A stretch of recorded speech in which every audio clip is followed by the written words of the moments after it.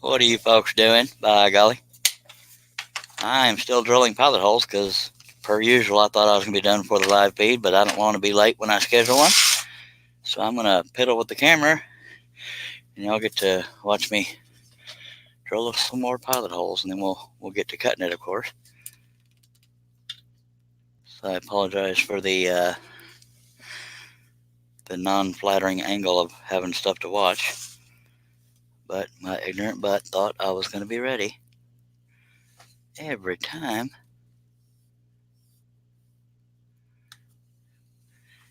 Y'all bear with me. I gotta get rid of notifications so I don't get any interruptions here.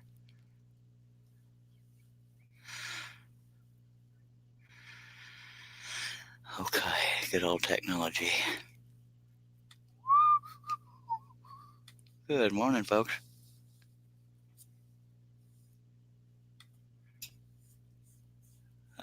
Yeah, I didn't get every pilot hole drilled before I got going.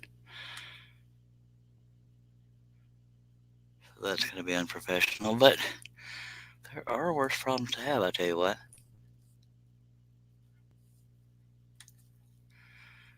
One last thing to do, and then I will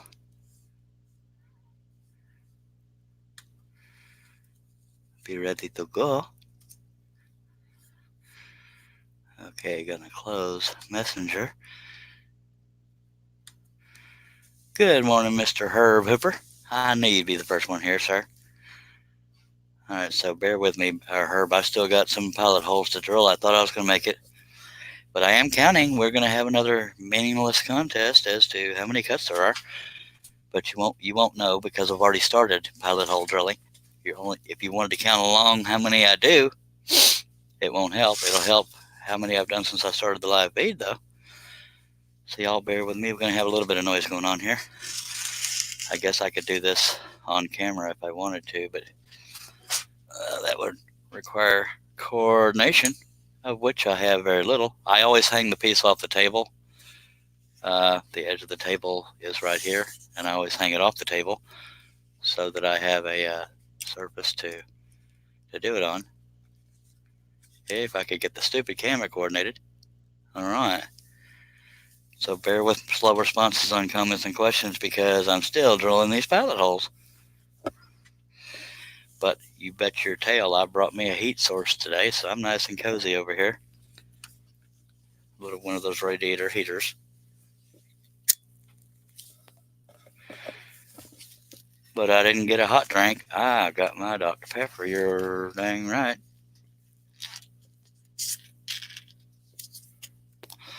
I thought for sure that I'd have enough time to do these pilot holes before I went live, but I had to do other crap.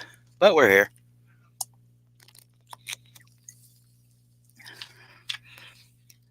Now, I may not be going straight through to midnight, but I'm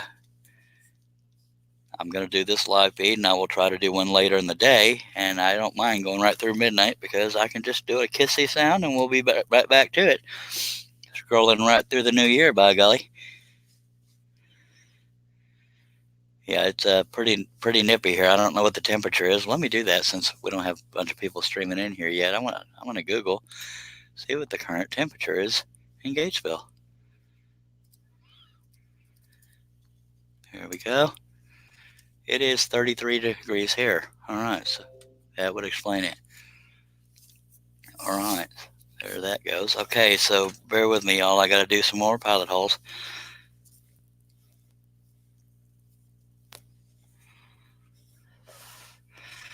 And no, I still haven't gotten a 1/16 inch drill bit, but I will eventually.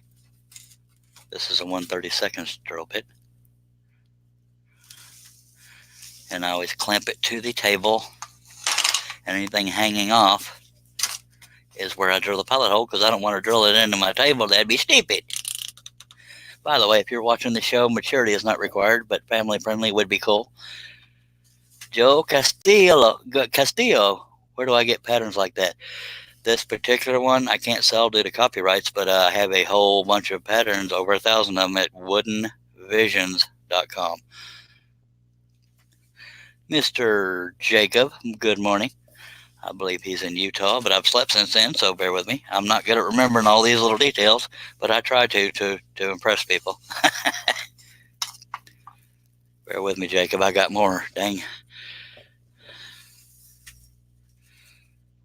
Yep, Joe Castillo is in Texas as well. Where in Texas are you, Joe? I'm in Gatesville. Herb Hooper's in Lake Worth, which is approximately 2 hours from me. Gatesville, 45 minutes southwest of Waco. Yep, Utah. I got it right. Yay. Okay, y'all bear with me. I got to do these stupid pilot holes, and I'm counting as I go, but I've already started, so y'all don't know how many I've done already. So bear with my silence. Let me get started in a certain area so I don't lose track. All right. I'm going to make small changes as I go, though, for cutting.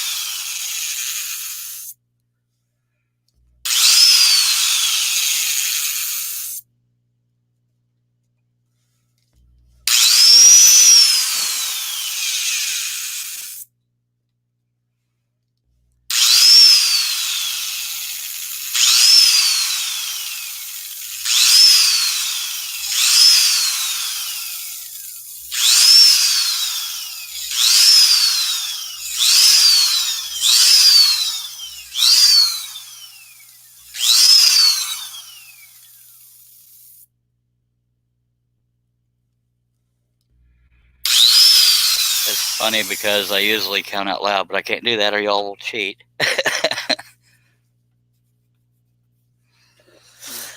And we have Mr. Sam Buck. Good morning, sir. Appreciate it.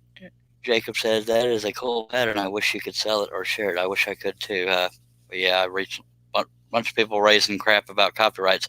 They're not wrong. I'm just calling it crap because it's a sad reality. It was for sale, but I went through last night, made sure all my copyrighted stuff. Now, the stuff I do have on the website is celebrities. I mean, I'll take that risk and take what comes, but I don't have characters and like stuff like that. So I apologize for that. I had to write down the number because I knew I was going to start babbling. So y'all bear with me while I finish these up.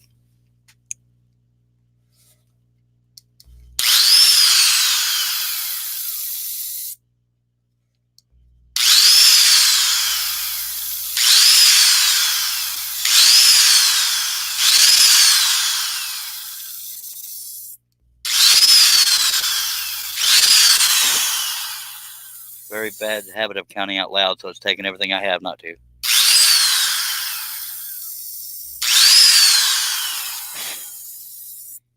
And then we'll place bets on whether or not I missed any pilot holes.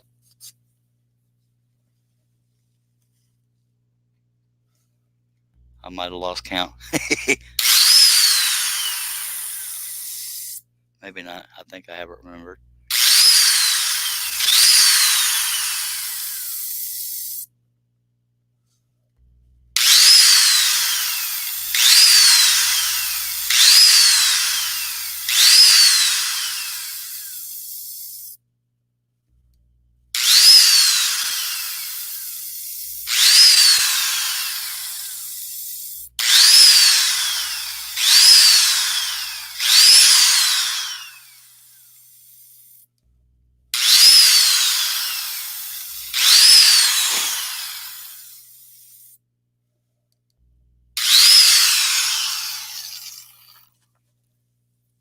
I wonder how many people are listening for me to whisper under my breath how many cuts there are. I'm trying to avoid that, but I'm counting.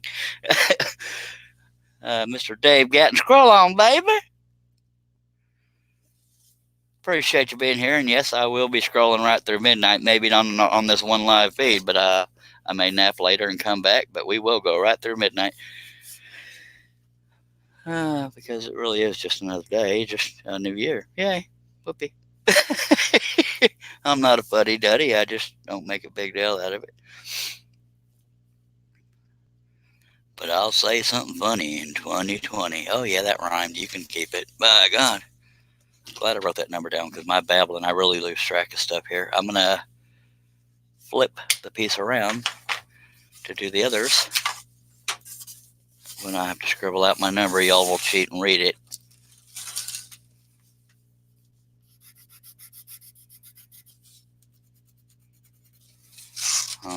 I know how y'all are.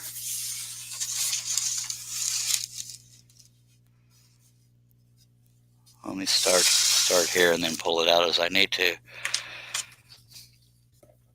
Good afternoon, Mr. Wayne Woodturner.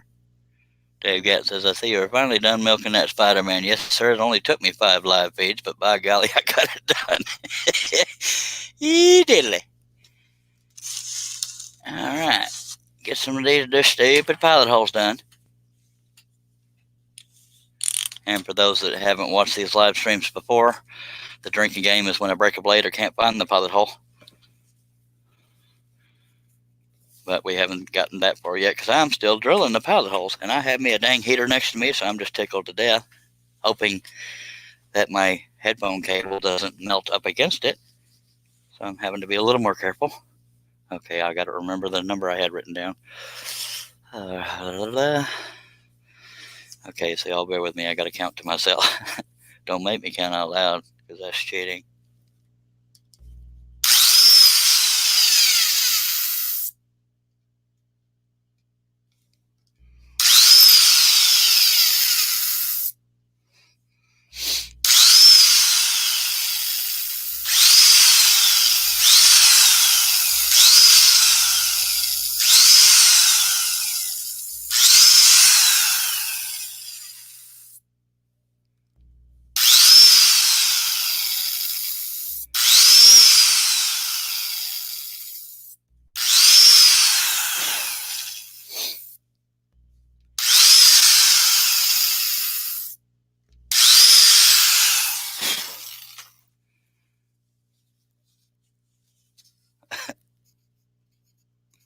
I was going to say something. That's why I stopped. So that's why I wrote down the number. But now I can't remember what I was going to say. Thanks a lot, y'all. But I did see a line I forgot to draw in. Luckily, I remembered what it looked like. I was going to say something I thought was important, but apparently not. Happy New Year, my friend. Hope 2020 is a good one for you. I sure hope it is. I hope it is for everybody.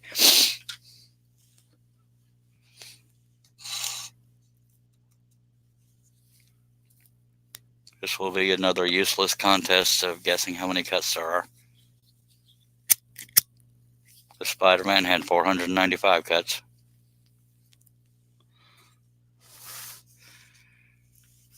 Okay. I'm not going to whisper as I count these, so I just have to remember them because y'all will fib and cheat off of me.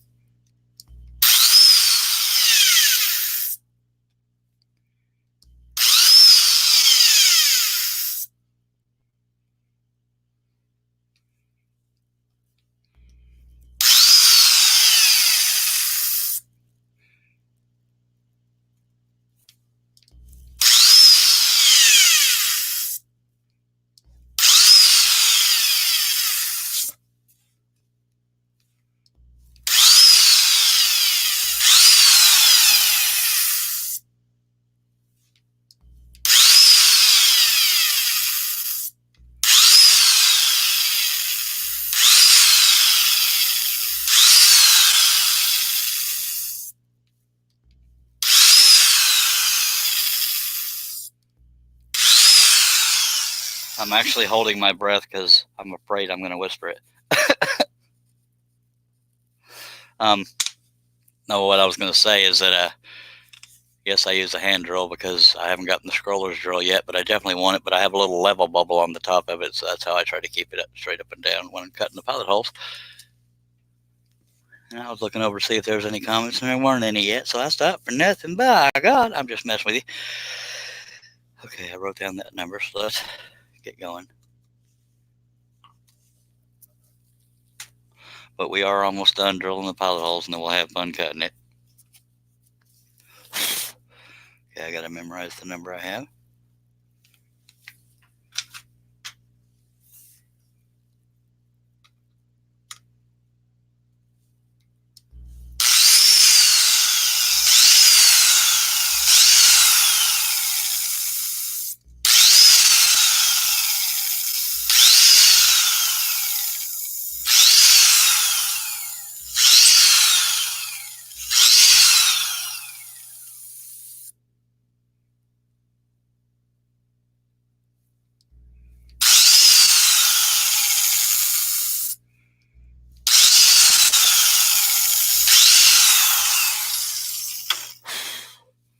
I got to check something from the pattern. I think I might have forgotten to trace part of it.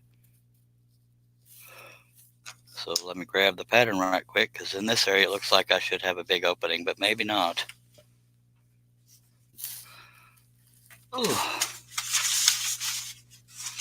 And yes, it's a big old pattern. And then I got to figure out what I did with the pattern after I traced it. I ended the live feed yesterday while I was tracing, because I had finished the Spider-Man, but the live feed cut off on me while I was tracing it, but it probably wasn't all that exciting anyways. That's the Spider-Man, so that's not it. What did I do with the stupid thing? I gotta find it, because that's really messing with me. Good morning, Dale Kirkwood, Mr. Maple Tree Studios. I gotta find the stupid pattern I just got done tracing. There it is. Make sure I didn't forget something there on that foot. Yep, I did. Okay, good. I'm not crazy.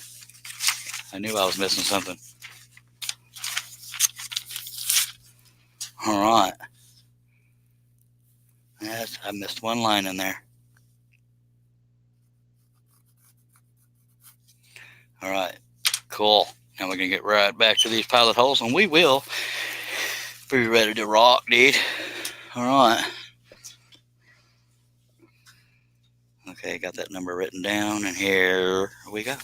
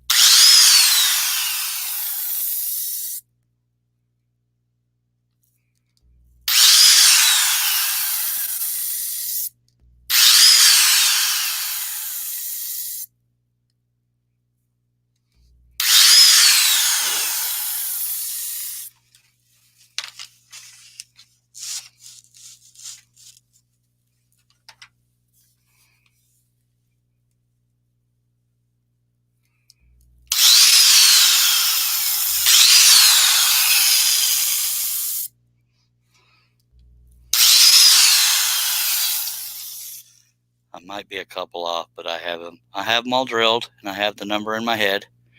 I'll write it on the back after I get done scraping all the pilot hole blowouts, and y'all have to guess how many cuts there are. I might be a couple off, but the first person that goes with the number I have in my head will be the awesome winner of God only knows what. All right, so y'all start guessing. I'll have to keep track of it by myself, because there's nobody here to write stuff down with me. I should probably move my heater back a little bit so I don't heat up my laptop. So if anybody would like to guess how many cuts there are, I'm going to scrape off the blowouts here and then write the number on the back, so nobody will think I'm cheating. I do this so that it doesn't catch on anything on the table. Not double stacking, just single stack. And this piece is 27 inches tall, by the way.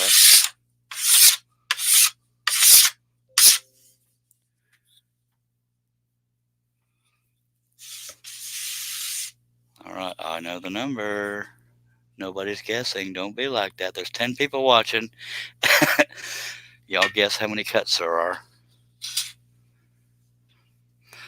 I may just have to keep doing that for a while so that okay, I've got to write these down somewhere on a scrap sheet of paper. You know, I'll write everybody's guesses on the back of this, by golly, as long as I know it's in a waste area. Okay, so JSG, I should probably write it in pen. 55. JSG says a 350.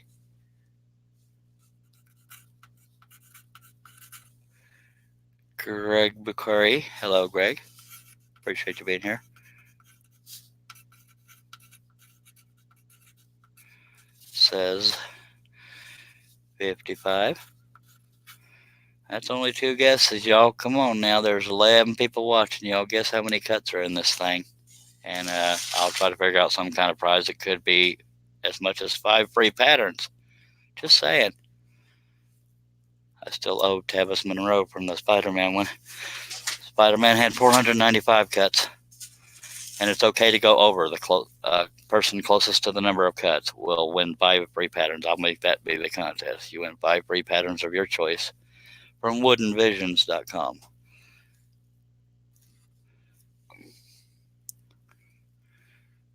But we have 11 people watching and only 2 guesses. It is so disappointing.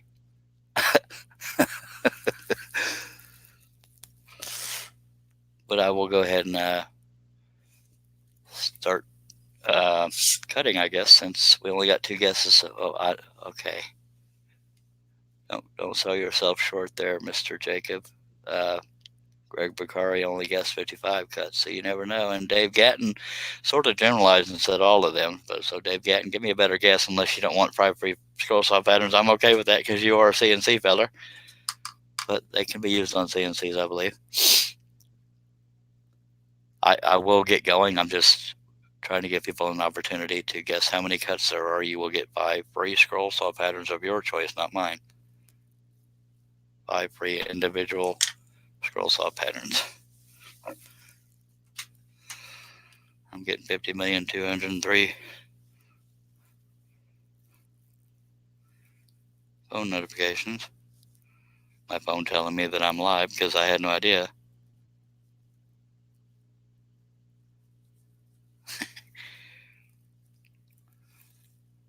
I may have to wait, since we only have a couple guesses so far, to reveal how many cuts we have.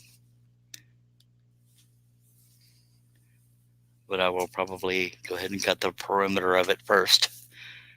But we only have 2 guesses so far, so I'm just going to start cutting. No offense to the fact that we only have 2 cutters. Even if you go over, it is all right. But I'm going to clear my area here. There will be some number 3 blades used in this. I only use number 3 and number 5 flat-ended Flying Dutchman spirals. But there's some little bitty detail here. That would be awesome. Joe Castillo. Herb Hooper says 300. Let me...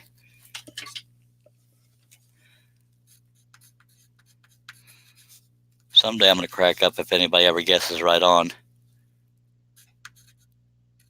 He says 300. Wayne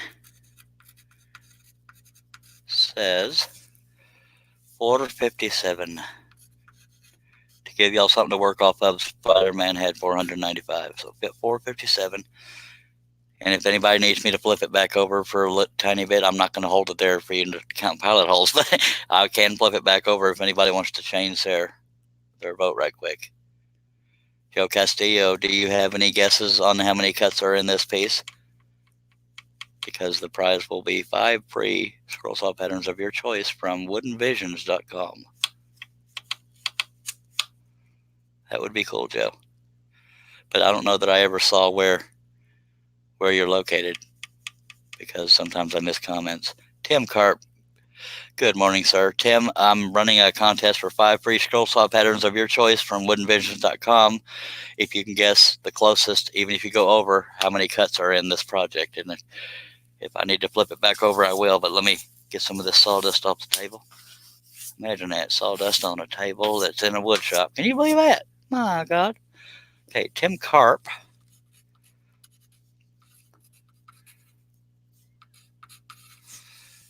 $4.89.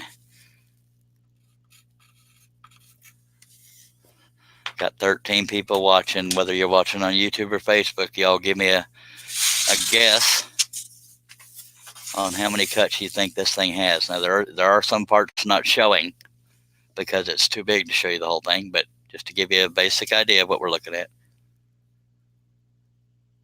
Okay. Oh, Dave Gatton says 502. Sorry, I didn't see that, Dave. I'm writing on the back of this to keep track of all this.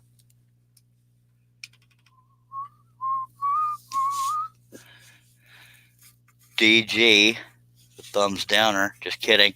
DG said 502. Anybody can change your vote before I reveal. If you so decide, you can change your vote. I know, sawdust in the shop, that's sacrilegious right there. If anybody wants to change their vote, they're welcome to. And Mr. Castillo, if you have a okay. Okay, I'm glad Greg took advantage of that. He says 255, not 55. Was that a typo to begin with? Because I was a little surprised at how low your number was.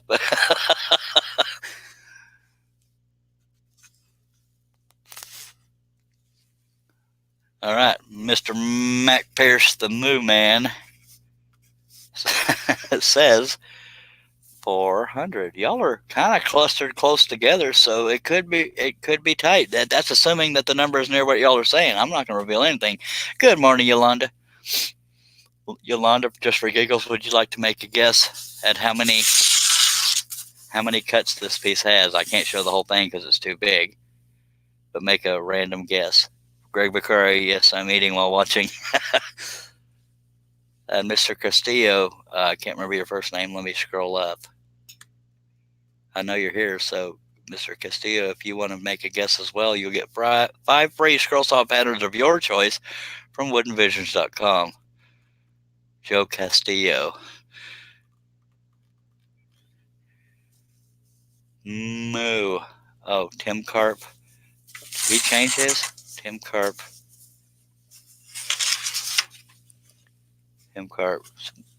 So you're changing yours from 489 to 301? 301.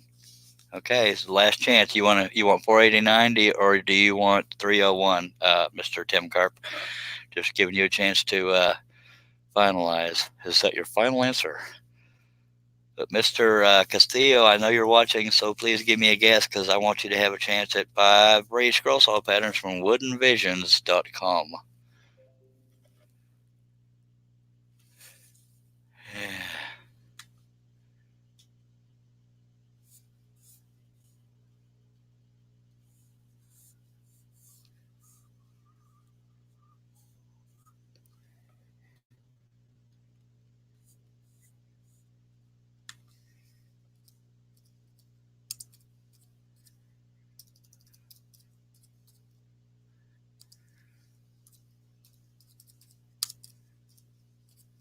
I'm responding to a comment on Facebook because of the fact that I'm letting people take time to guess.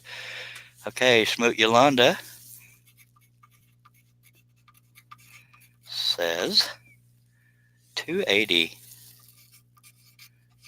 And I'm guessing Tim Carp is going to settle with 301 because we only get one guess. Come on, Mr. Castillo. I know you're out there. I don't want you to lose out here. I'm scratching out your 489, Mr. Tim Carp, and changed it to 301. So if anybody else wants to change the amount of their guess, thank you for that, Yolanda. If anybody else wants to change your guess before I reveal, and if anybody wants to guess, we have 15 people watching. What you're doing is you're guessing how many cuts are on this piece? And I can't show the whole thing because it's too big. But if you can guess the closest, even if you go over, how many cuts this piece has, I missed some pilot holes. So I just looked. I forgot a couple pilot holes in this area, but y'all's well, that's embarrassing. Y'all's guesses are still valid unless you want to change it. But dagnabbit, I'm glad I looked. I missed a couple of pilot holes. How embarrassing. How rude. Why'd y'all make me miss some pilot holes? That's just, it doesn't change the number a whole lot because I only see about 6 of them there. Well, I'm glad I didn't run the contest. But just like with Tavis Monroe, if you guess a number and I give you a number and say who won, if I find that I miss some pilot holes, I adjust the pilot holes, and that can change the winner, but doesn't always. But a lot of y'all's guesses are very close together. But I'm gonna not glue. I'm an idiot. I'm gonna drill about 6 more pilot holes. So it probably won't change anybody guesses more. But okay, we have 14 people watching. Y'all have only a couple minutes to get your guesses in on how many pilot holes we have.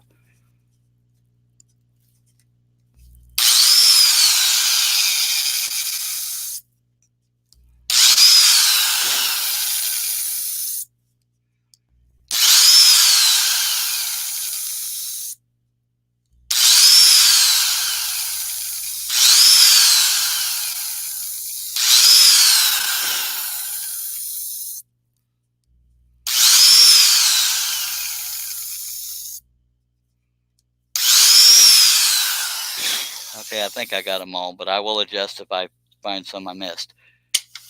Okay, so y'all give me your final answers.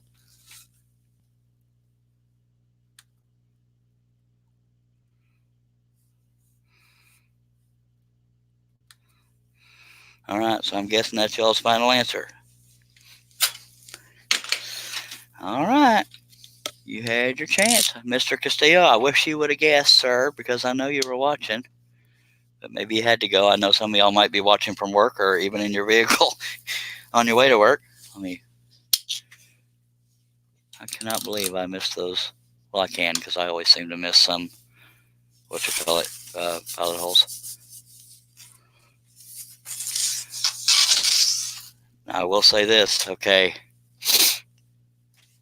Some of y'all got very close.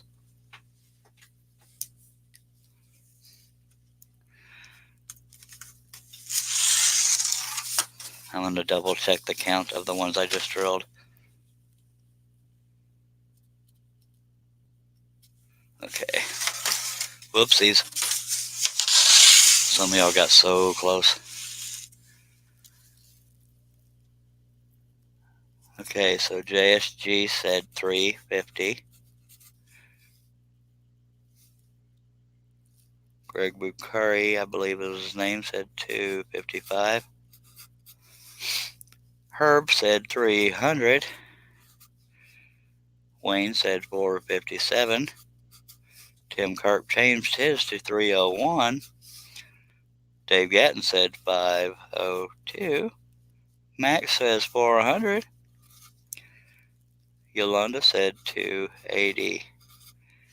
But, okay, you changing your vote to 420? Herb? Okay, I'm going to write down 420 for you. 420. Now, the winning number is, I'm not going to show you till I've written it.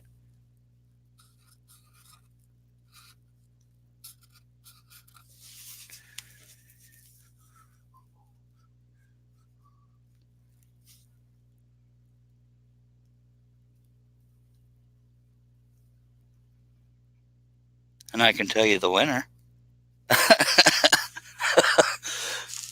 Oh, okay, so Josh Grover says 445. Is that everybody's final answer? Because I haven't revealed the count yet. Everybody's final answer.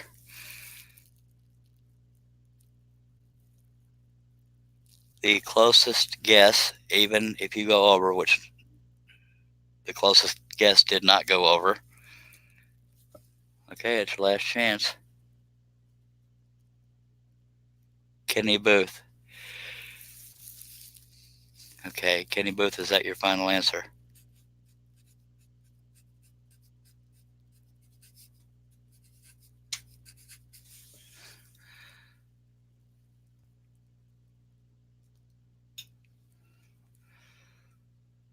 Okay, well.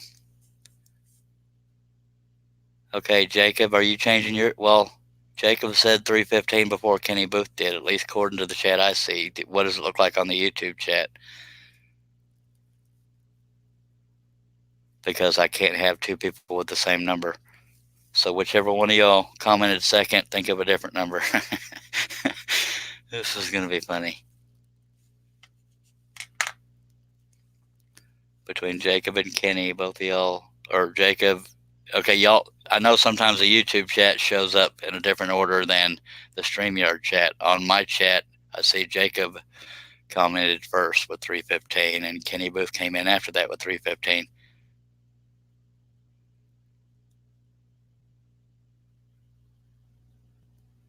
So, Kenny, I will need you to pick a different number. But I have a feeling I know what happened.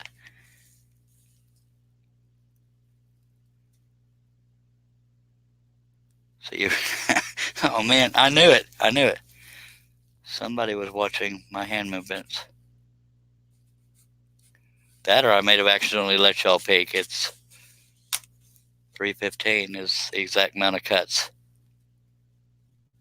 You saw the numbers. Okay, so y'all are being honest. And I appreciate that. You didn't have to be honest. I knew it. As soon as I wrote it, I said, man, I think it was sticking out a little bit. No, you don't have to change the number because I've already revealed it. The winning number is 3:15. And since Kenny and Josh were honest, the winner is Tim Carp with 3:01. He got the closest to 3:15. But thank you, Kenny and Josh, for being honest about it, because I was afraid that after I wrote it, I had part of it sticking out, I think. Too late. Yolanda, sorry. So, Tim Carp won. He was only 14 away from the actual number. Nice. I'm sorry, Yolanda, but you were just a little bit late. Tim Carp, I believe we're friends on Facebook, correct? You're going to have to remind me because I'm terrible at remembering things. And thank you so much, Josh, and Kenny, for being honest, because I was afraid I showed it, or some people can go by how I'm using the pen. You know, he's doing a 3 right there. Okay, Tim, contact me on Facebook with your 5 choices from woodenvisions.com. Just what you need to do is go to woodenvisions.com and click on the patterns you want and look at the skew. Or it'll just try to give me a screen capture or any number you see with it. I believe it'll have a skew number, and just write down the 5 pattern numbers, or even describe the patterns to me via Messenger, and I will send those over to you. And thank y'all for playing. It's always fun. But yeah, I owe Tavis Monroe.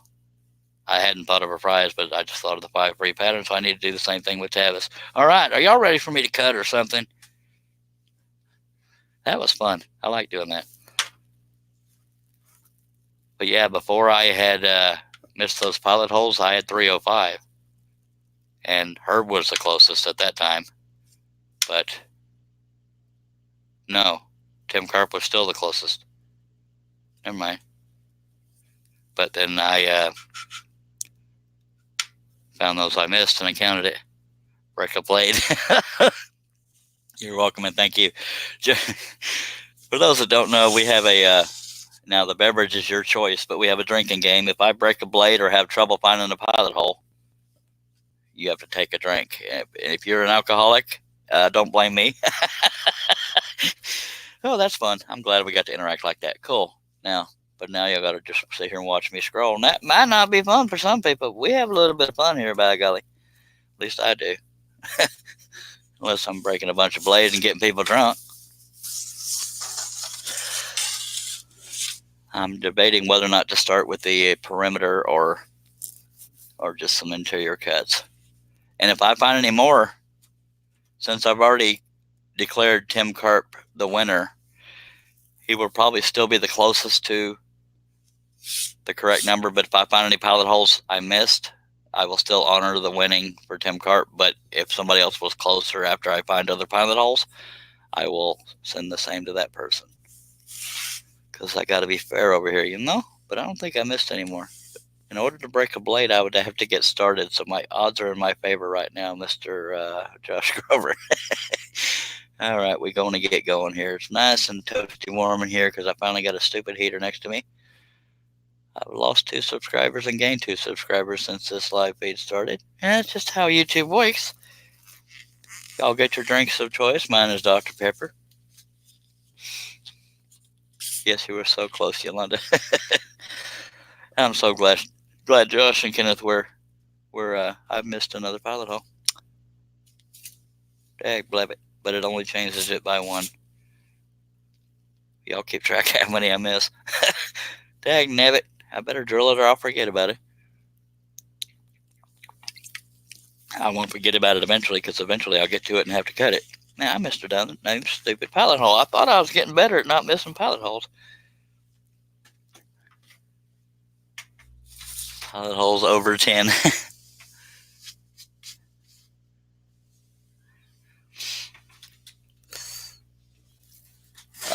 Better blades, Josh, depends on what you're looking for in a blade. Pegasus is sharper but more brittle. Flying Dutchman has flat-ended spirals, and that's what I use. So what you want from a blade will determine what's better, but I only use spirals, so I can't recommend. I know the most popular Pegasus blade that's flat is a modified geometry. That only added 1 to the count, so we are at 316. But I will look to see if anybody got close. Although Kenny, when he was guessing, he you know, him and Josh had guessed the same thing based on my movements and saw the numbers. Yeah, yep, you're still the winner. All right. I guess I can go ahead and cut the perimeter because I'll probably break a blade for that, and Josh will get to start his morning drinking routine. Oh, you still have a pin saw. New prize. Well, I'll give you an A for effort of trying, Yolanda.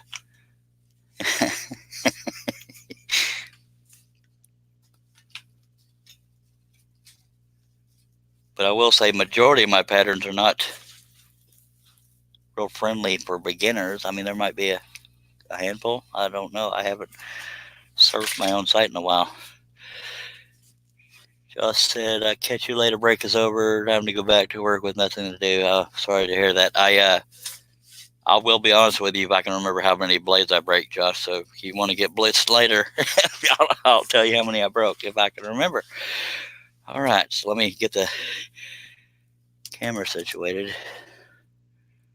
So we're up to 316 on the pilot holes. Let me get the camera in a better spot. Come on. We're going to get there. Oh, really? Really, dude? My clamp fell, so that's why the camera's swinging. And it fell because we're on a live show, because that's how it works. Oh, I'm going to pull something trying to reach down that far. I hope the speaker reaches. Oh, yeah. Some of y'all might know what that's from. It's an old Cheech and Chong skit. Okay, let me get back situated here.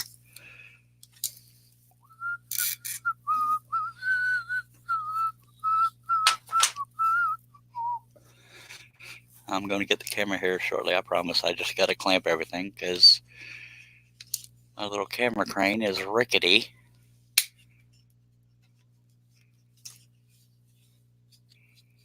And I've got to clamp the crap out of it. Ooh, mercy. Okay, so watch the other clamp fall because I'm moving it after clamping it. Yolanda says, I know I'm a beginner and just jumped in and shouted a number and I was off by 15. I know, I'm sorry. There was just somebody else that was really a little tiny bit closer than you were, and I'm sorry about that. But I know you know that it was fair. That's why I wrote it down. All right, so I'm probably going to start with the perimeter just to get all that waste out of the way. And for you Aggies, perimeter means the area around it. Although sometimes that can be dangerous if I get another cut too close to the edge. But I guess it'll make me have to be better at it, huh? Get in there, you little... We don't want to cuss first thing in the morning, do we? Well, sometimes we do because it is morning and it's... Yeah.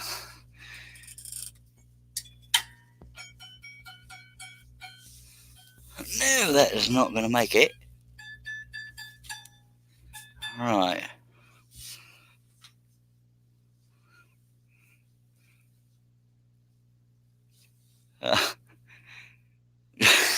Boy, Yolanda's trying so hard. She says I should be good for a Betty Boop pattern. Well, I just happen to not have any Betty Boop patterns. But I can be bribed. Oh, Lord, I have issues. Okay. I might break a blade because I don't know if I've gotten the tension correctly. And my stupid stool keeps dropping. And I'm not hitting the lever to drop it. So that's plumb frustrating. And for anybody that didn't see or read, this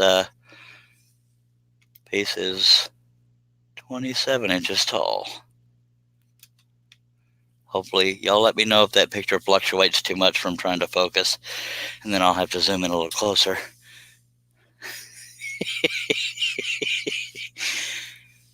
Well, I didn't flat out say no, Yolanda. I just said I could be bribed.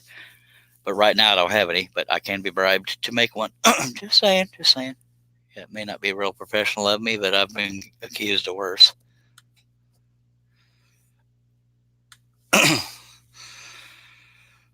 By golly. But I'm not telling you what to bribe me with, so I don't want any rumors to get started.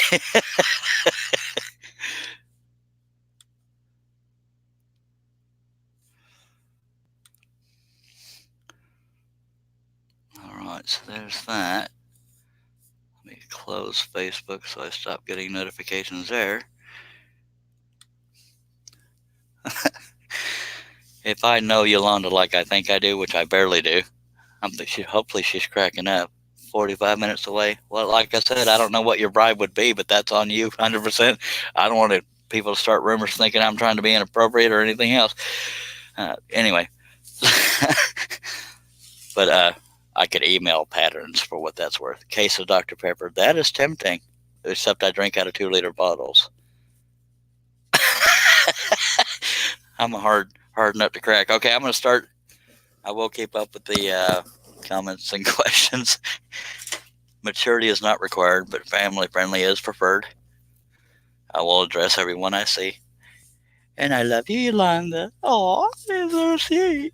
Okay, I'm going to just start cutting here.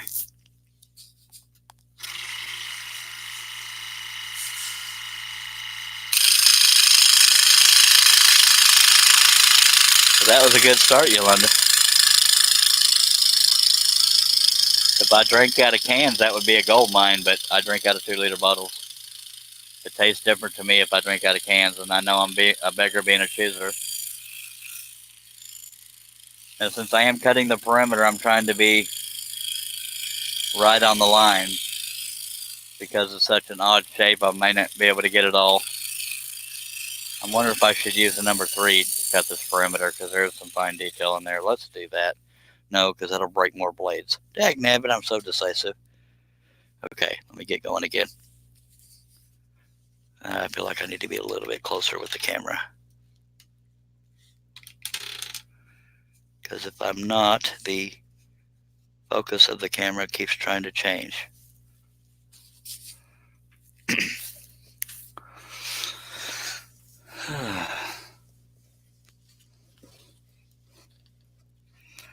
You are my favorite newbie, Yolanda, I promise. Don't hate me.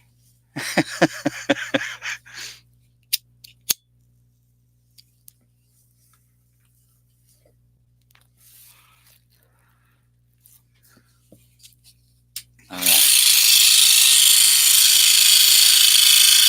Anybody has questions or comments, throw them out there. I'll address them every chance I get.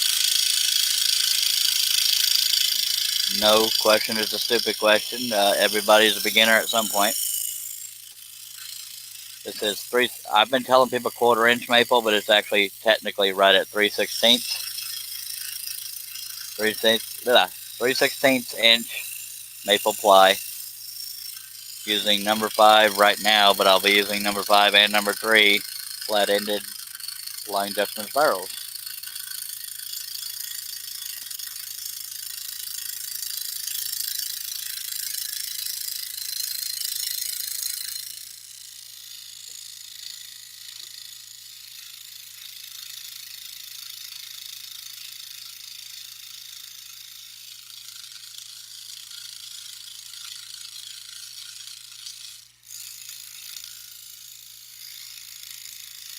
And the saw is a 22-inch Hegner.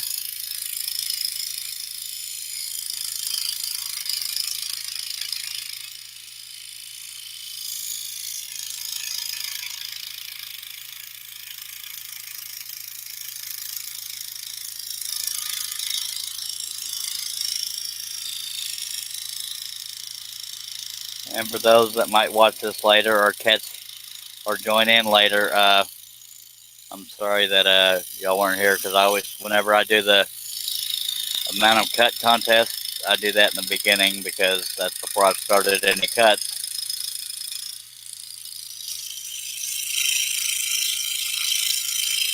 And if I do say how many cuts are there, I'm referring to pellet holes.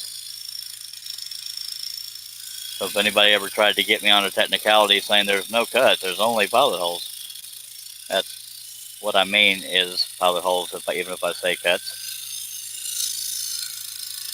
If somebody out there would say, no, no, no, you said cuts.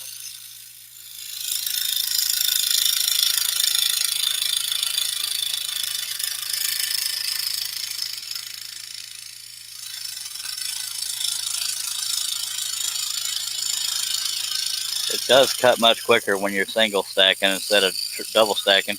Of course, if it's single, it's not a stack, but you know what I meant.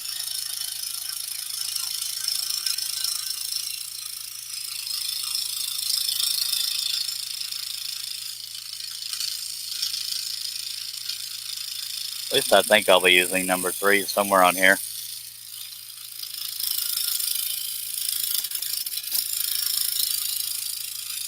There's some teeny tiny detail on this.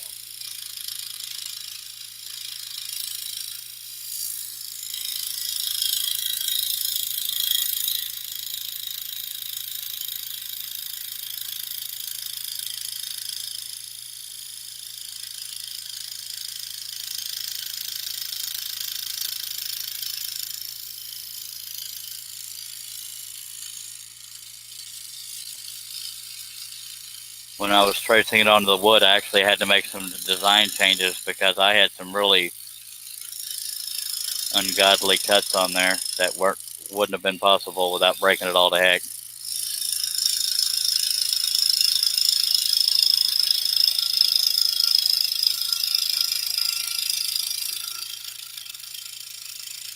I must have hit a void in the wood because that just jumped all of a sudden.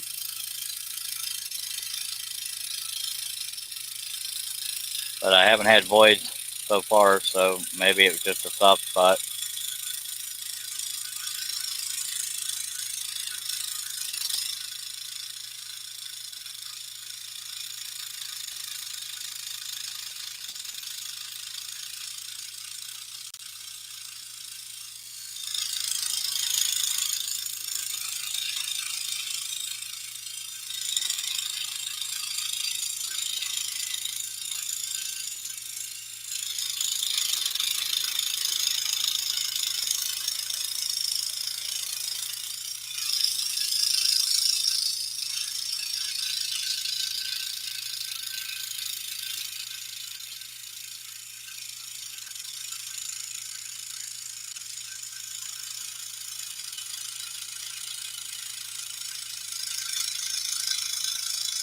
Y'all let me know if that camera gets to fluctuating. That will mean I have to zoom in closer.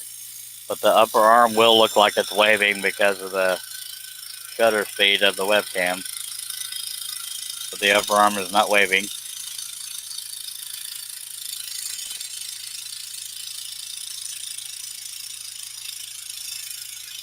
But it looks kind of cool.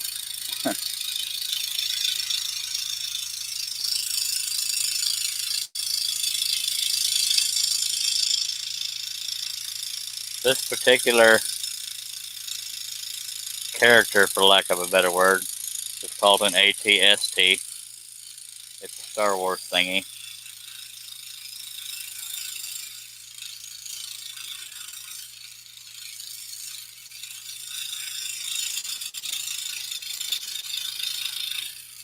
But I'm not a encyclopedia type Star Wars nerd, so I can't give you any other particulars about it.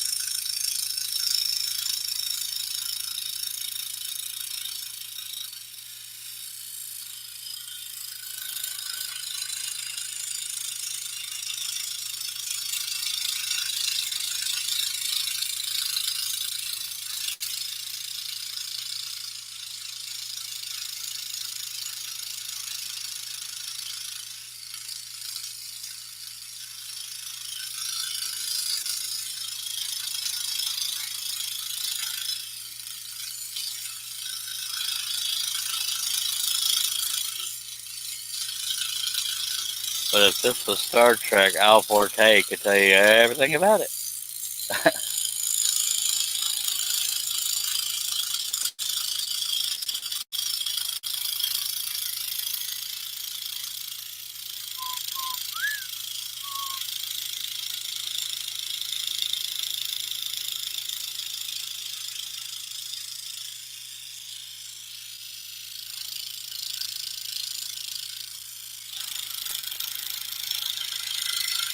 Doing a quick stop to see if there's any comments or questions I need to address. What the hell just fell? I was looking elsewhere, so I have no idea what just fell. Sorry for the smutty H word. Mac Fair says, Charles, a question for you. When you start a big pattern like this, do you just start at a random cut, or do you plan out which cuts you want to do first? Thank you for asking, Mac. If it's a character or a person or animal, I always start with the face or eyes. Really, I don't need this stupid pop-up from my laptop. Really, I don't want that. Sorry, I got distracted. If it has a face, I always start with the face, more so the eye. Are you shitting me?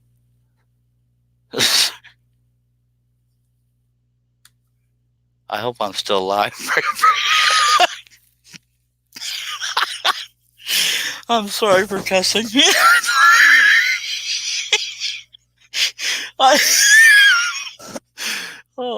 in a giggle fit already, and I'm by myself. I'll get to the question as soon as I can gather myself. I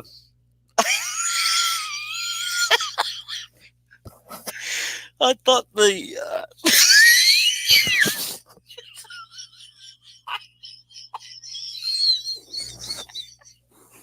I'm sorry.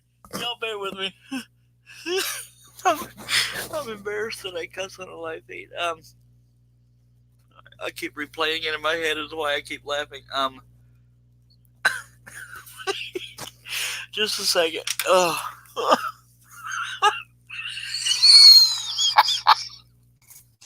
Oh God.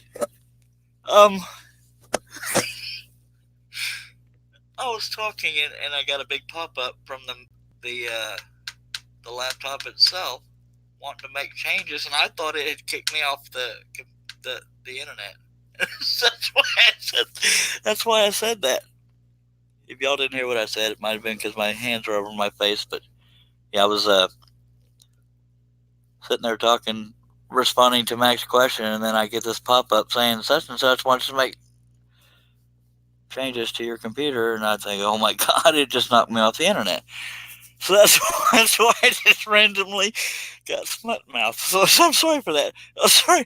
I can't see right now. I gotta get the tears on my eyes, and then I'll catch up on the question and any other comments.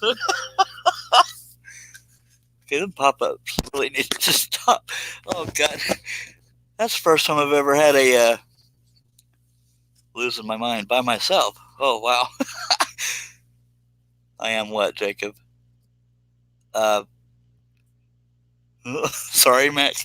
Well, actually, I know you have a sense of humor, but I try to avoid cussing on these live streams, but I didn't. I thought I was knocked off the internet, so that's. Oh my God! Whew. The question: if it's an animal or a person that has a face, I'll start with the face, more specifically the eyes. Now, since this character, I guess you could call these eyes, so I'll probably start here and just move around after that. Sorry for the long answer. Yes, I'm still alive. I didn't know I was when I cussed. I thought I was knocked off the stupid internet.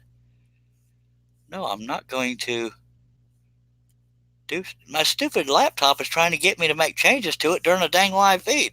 So, oh, Lord. Yeah, as soon as I told it no, I saw that I was still alive. That's why I started cracking up, because if I was by myself, well, it wouldn't have cracked up. But seeing that I was still alive, realizing that I just casually was answering a question and totally got smut mouth for a split second just out of nowhere. And that's because I thought I'd been knocked off the internet. Oh, okay. Get a grip, Charlie. You can't laugh while you're cutting, because it'll break things. Oh, that was funny. That was. I hope I didn't offend anybody with my language. I do try to be careful. Oh. I will tell you, when it gets to be like 2, 3 in the morning, these live feeds aren't as family friendly. I'm just being honest about that. But during the day, I try, and unless apparently that I think I got kicked off the internet, it's randomly go into sailor mode.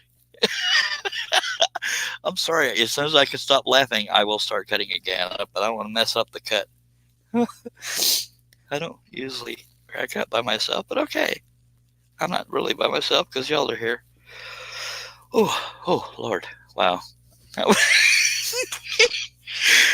That's the problem, is it keeps running through my head, and it cracks me up every time I think about it. Oh, Lordy.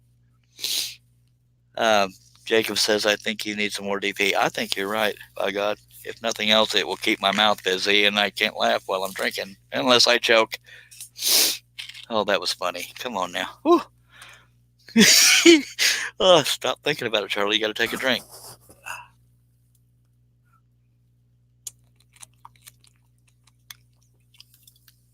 Oh God, I wish somebody else had been here to witness that. I'm kidding. There's 12 people watching. Oh wow, I needed that. That's oh, okay. So we know it was right around an hour into the thing. So when I go to show people, here's where it happened.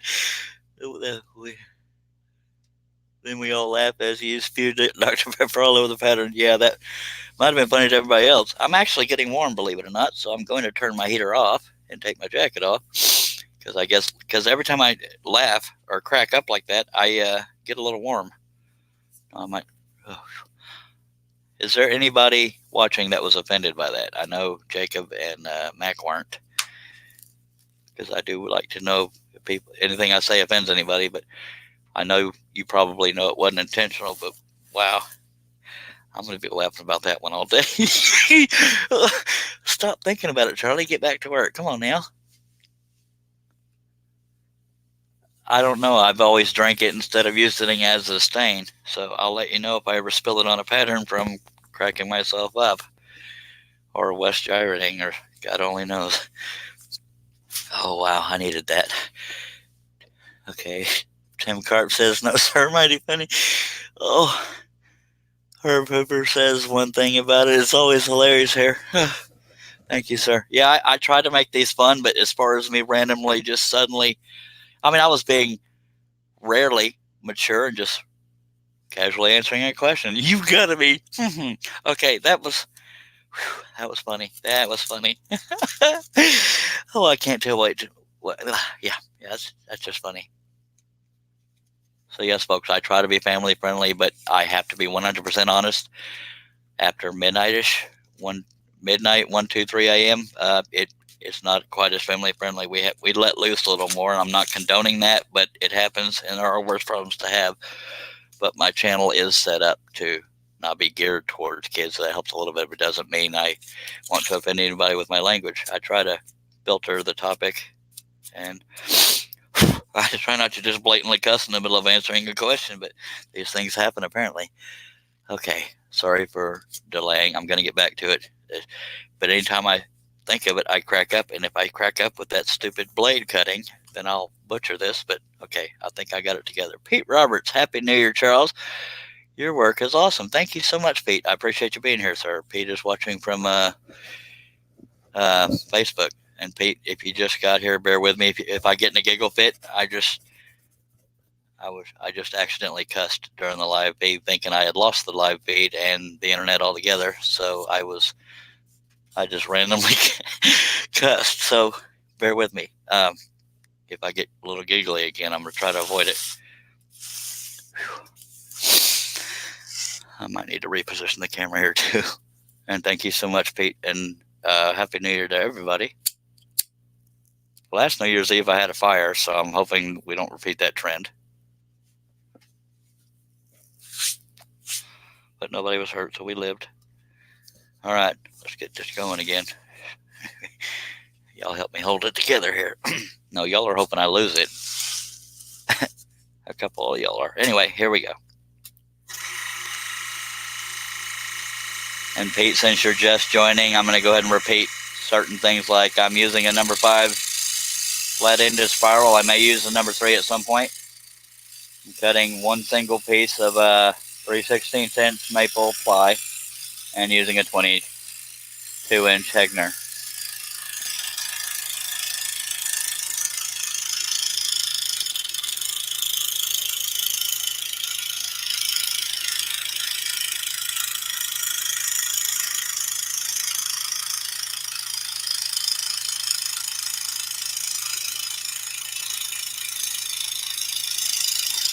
On this one single line right here, I've almost lost it and started giggling again, but I had to fight it or I would have messed up the cut.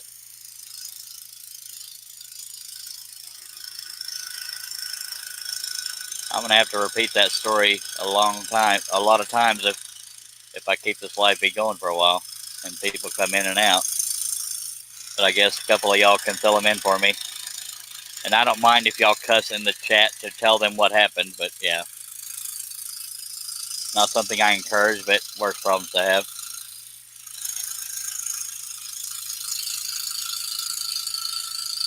And when I don't have anybody on the panel to read the comments or questions, y'all have to unfortunately rely on me to catch up after I get done with the cut. And the reason why I'm cutting the perimeter in sections is just easier to deal with and get the waste out of the way and, you know, stuff like that.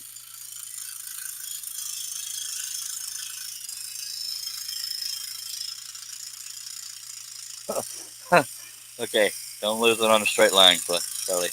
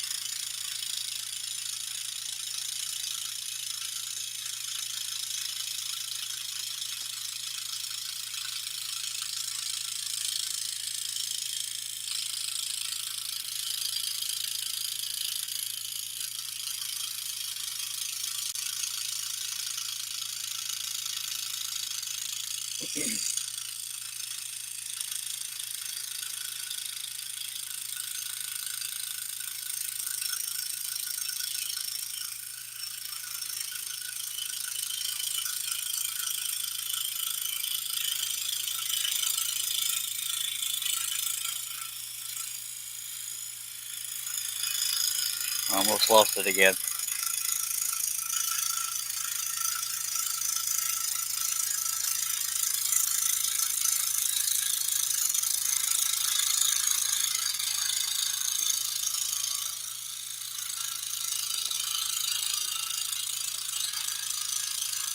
The further that my hand gets away from that blade, the more this piece vibrates because of its size. So every now and then I have to stop and adjust my hand.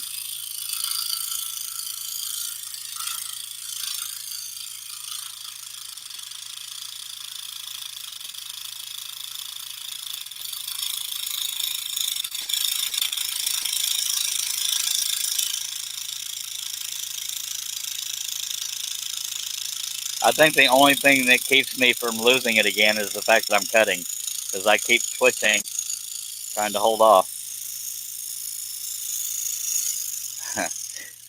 Okay. Oh, Lord.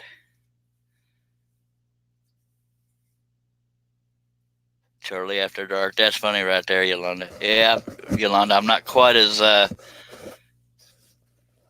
model maturity. Well, I've never been model maturity. In other words, my mouth and my topics are not quite as clean after dark. But that's never meant to offend anybody. It's just me and the people in the chat generally let loose, and people on the panel. Thomas H., appreciate you being here, sir. Said many greetings from Germany, Bavaria, and a Happy New Year. Same to you, sir. I appreciate you being here. I lived in Berlin, Germany for 3 years when I was 10, 11, and 12 years old, 1980 through 1982. My dad was in the military.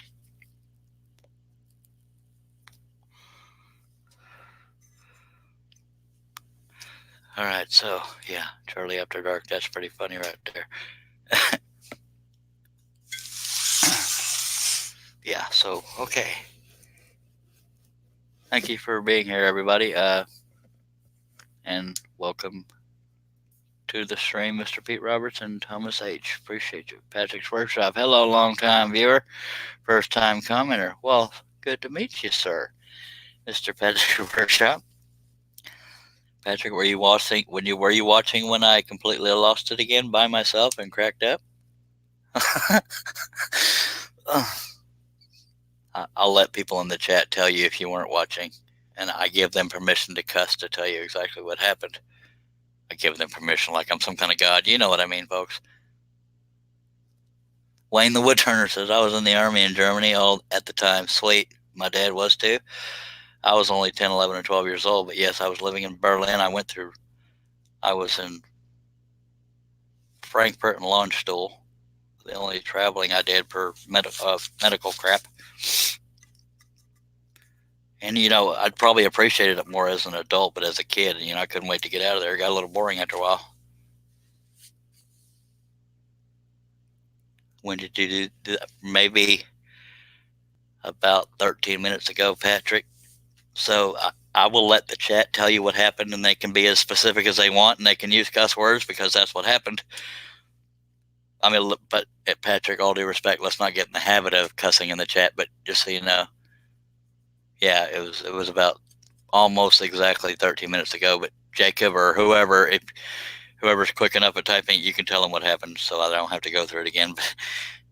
But yeah, I had to stop, Patrick, and I'm still twitching every now and then trying not to laugh. Usually there's other people on the panel with me that get me going, but this time it was me, all me. Okay, so I'm going to go and let y'all talk amongst yourselves. No, I'm not going to go. I'm going to go back to cutting. All right. Whew. Gotta hold it together. Okay, wait.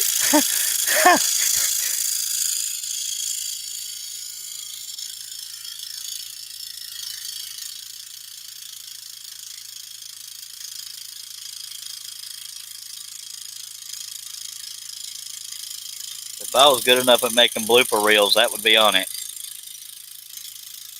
That was funny. Whew.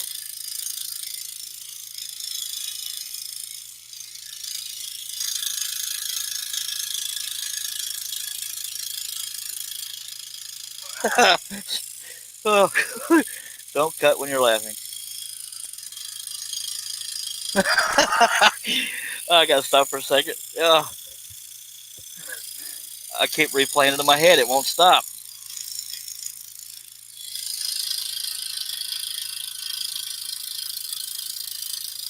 If you see me go shy of a line on this parameter, it's because of how close I got with something I drew in there, and I don't want to break it through. So I may go a little bit wider here.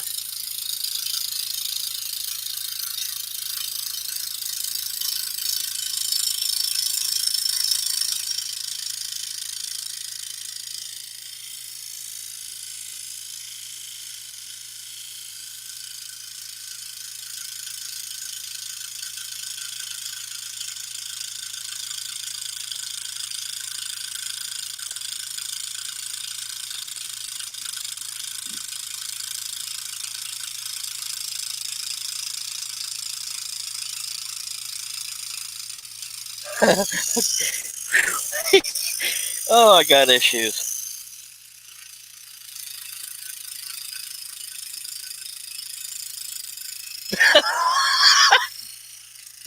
Okay, I better stop. It's coming back. Oh, Lord.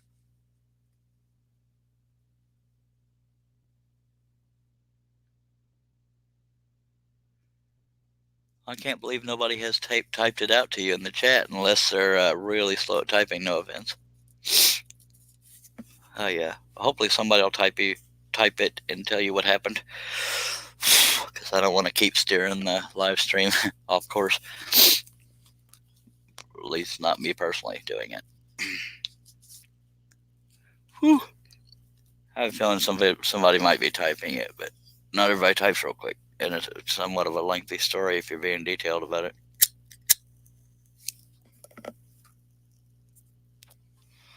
It'd be easy to say the part that made me laugh at the fact that I was being serious when it happened. Anyway, I'll get to it later if nothing else. You heard me just randomly thinking of it and laughing again, so trying to stop.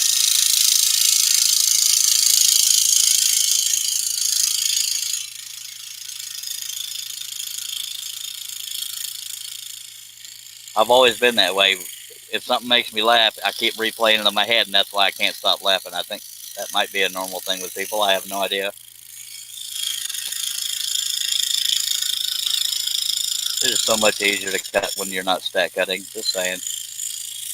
Unless you're stack cutting very, very thin wood. Not that this is thick, but it cuts much easier.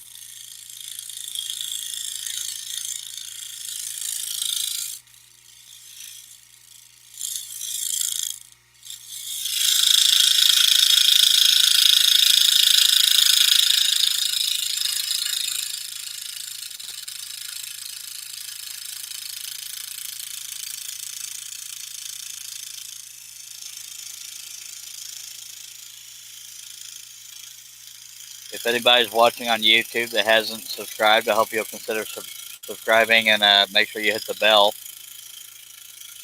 And you'll be notified when I go live and do project videos. But I try to do at least one live video a day, if not two. One in the morning, one in the evening or night. And sometimes I had one that went 10.5 hours, so you never know how long they'll be. I believe yesterday's was 7.5 hours.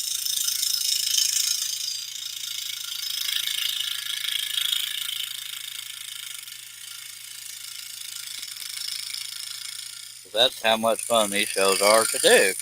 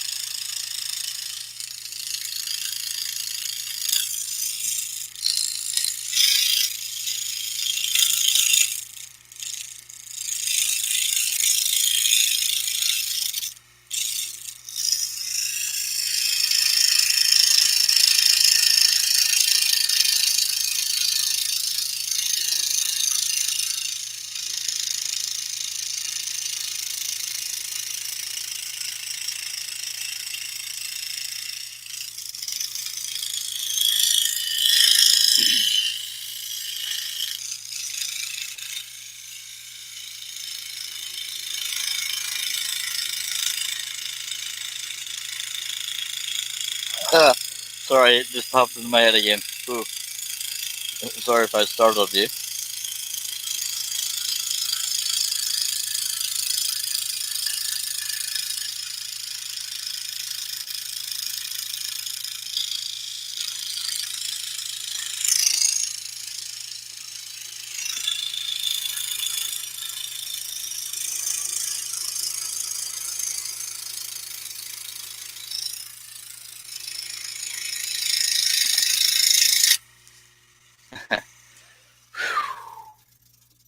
Alright, I'm going to do a comment and question check.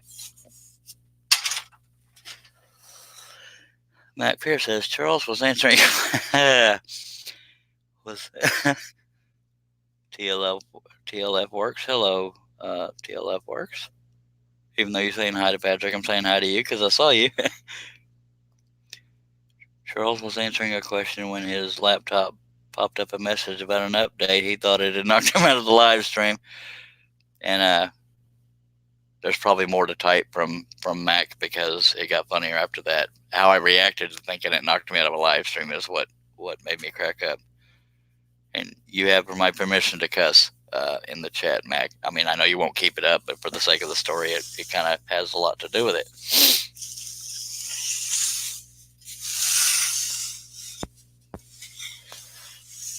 Whew.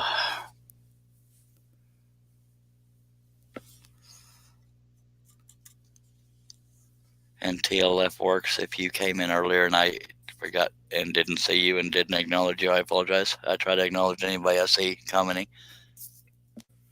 Sometimes I miss them.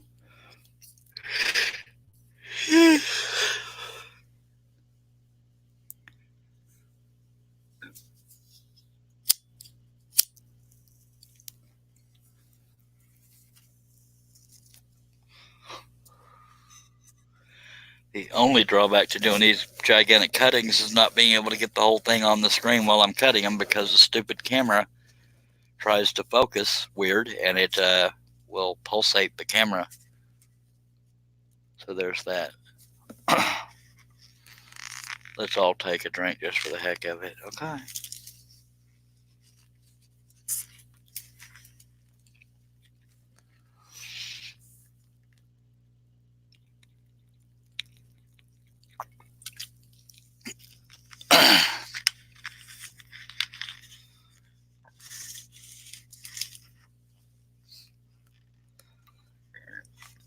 I don't know if that was another sleep deprived gig clip fit or just situational. I don't know. With me, you can never tell. TLF Work says, "Hey Charles, just got here. Thank you for the live stream." You're welcome, sir. I appreciate you being here, and I'm sorry for interrupting when you were saying hi to Patrick, but I wanted to acknowledge you. All right. Stretch my back a little bit. It's getting a little warm again or cold again, so I'm gonna turn my heater back on. I really can talk, but sometimes it doesn't come through my mouth. That sounded wrong. Anyway, okay, let's get going.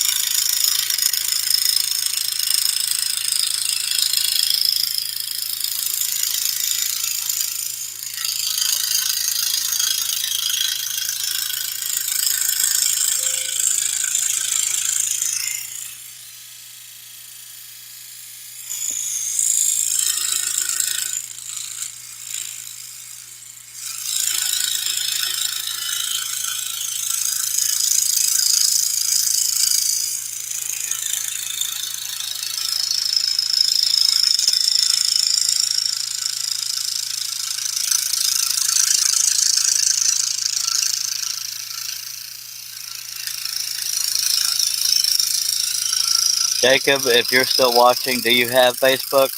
If so, You know, I got so many friends and followers on there, I don't know if we're friends or not, but if so, friend me on there so I can talk to you about something. I finally figured out what those noises are. It's when I throw pieces of scrap off to the side, they're falling off the pile.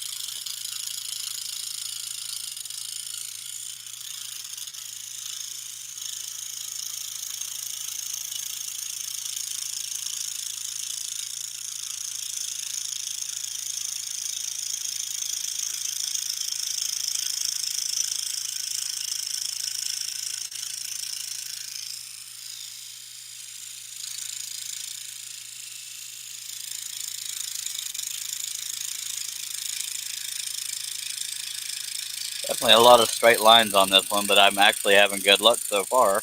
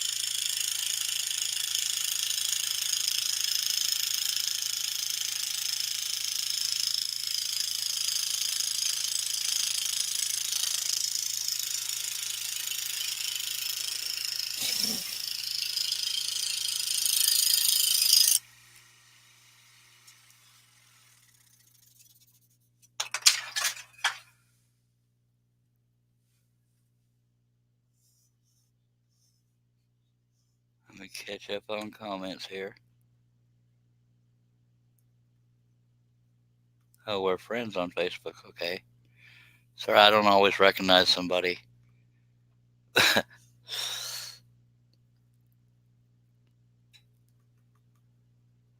Mac Pierce says, hopefully that continues. I don't know what that means because I change topics so often. Oh, you mean the good luck on the straight lines, maybe? Okay, Josh says he just sent me a message on Facebook. I will respond to it after the live feed. Tim Carp says, any thoughts on the Excalibur 21-inch scroll saw? Can't afford a Hegner. I have wore out my Craftsman saw. Excalibur is a very good saw. Where you buy it matters. Ask Ray Seymour over at Seiko. He probably send you to the best spot and give you the best advice on Excaliburs. They have a good reputation, but where you get them can matter. So Seiko.com, SEYCO.com.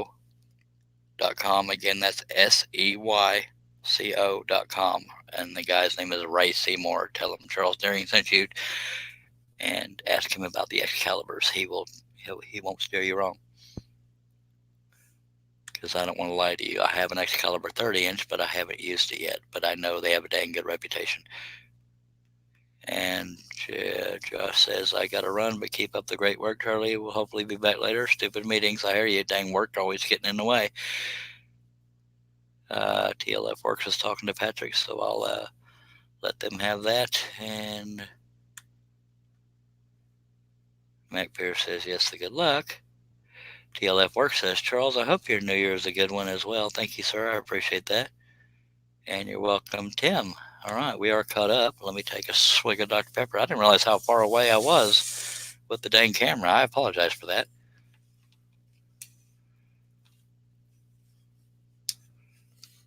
Boy, y'all were like watching from 20 miles away. I'm very sorry for that. Still trying to get the camera angle to where it shows you a decent amount. Because when I'm pulled out too far, it will pulsate the camera's focus. Like if I put my hand in the way and pull it away, it'll sort of pulsate. But when I pull out too much, the camera can't find anything to focus on, so it keeps trying and it'll sit there and pulsate. All right. Got the heater back on. Gonna stretch a little bit and then we'll get going again. Almost done with the perimeter. I feel like I should pull back a little bit.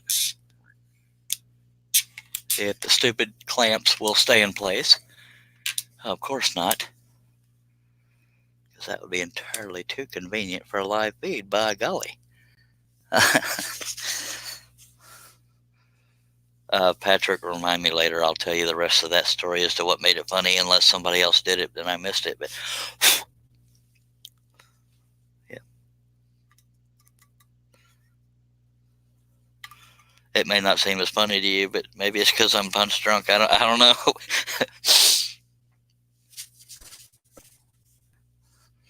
Or message me on Facebook, and I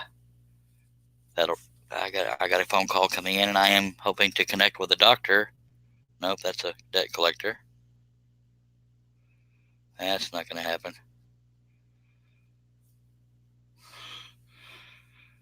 Account services. I don't think so.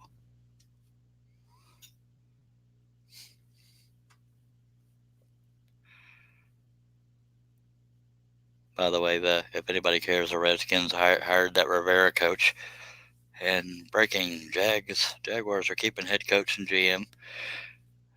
I get these little notifications, but I'm hoping the dang doctor will call me and schedule the biopsy.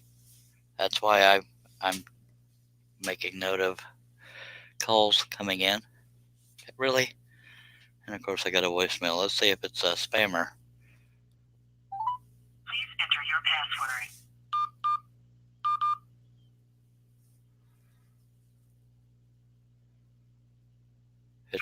It's going to be a debt collector. This is Receivables Management Partners. That's what I thought, butt monkey. Kiss my go to heck. That's me trying not to cuss. All right. So,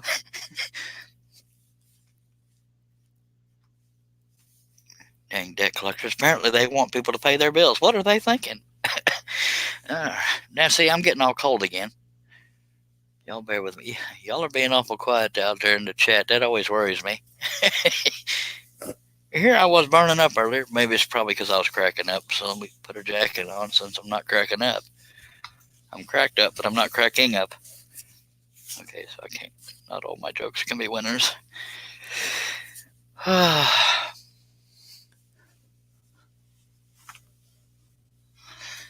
folks. I gotta stretch a little bit. Back is trying to tweak on me, but I promise I will get going again. And I'm almost willing to bet that YouTube has already held my live stream for review. It may not be suitable for all advertisers because we're butt monkeys. Can you tell I like that word? I don't know why, but I do. Sometimes it's more funny when I try to cuss and don't, because the words I come up with trying not to. Okay, it's not being held for review yet. That's sweet. All right, let's get back over to the StreamYard. Good Lord, we got a stream to do. And y'all give me feedback whenever I get to scrolling again. Y'all give me feedback and let me know what the if you're okay with the camera view and how close it is and this and that, because I pull it out too far, it will fluctuate, if y'all don't mind. Apparently a lot of people are actually doing something productive, because usually the chat's much more active.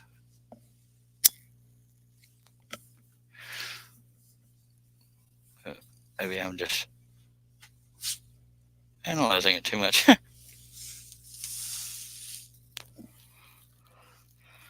One last swig of Dr. Pepper and we're back on it, baby.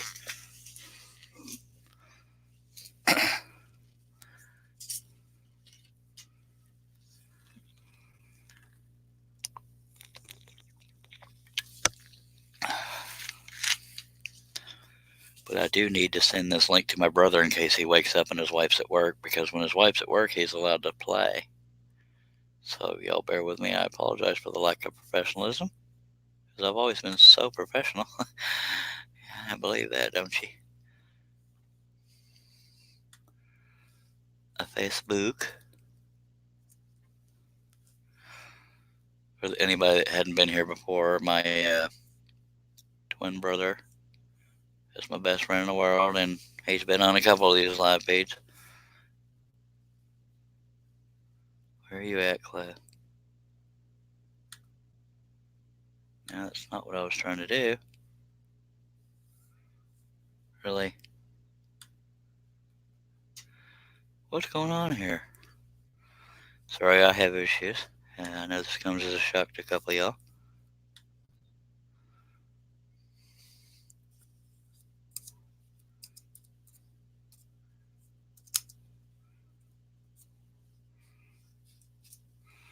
Alright, message sent. I've got 14 notifications on Facebook. That would be really silly of me to go back there and Jacob, I will respond to you after a while, sir. Alright, Mr. James Benjamin, appreciate you being here. First time live viewer, I appreciate that very much, and I'm glad you were able to make it. Charles Thomas says, do something, killing time. I'm getting there. I got to stretch every now and then, or I'll be bent over in the hospital.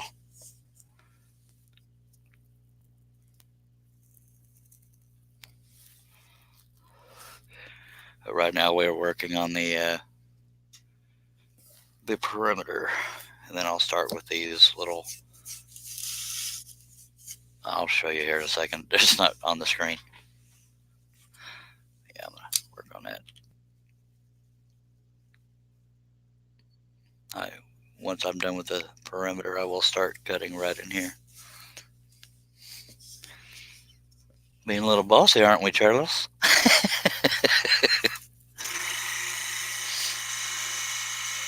I'm going to cut a little bit wider than the line is because of how close I got that cut, the thing drawn in.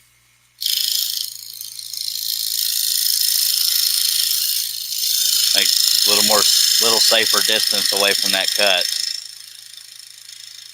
but not by much.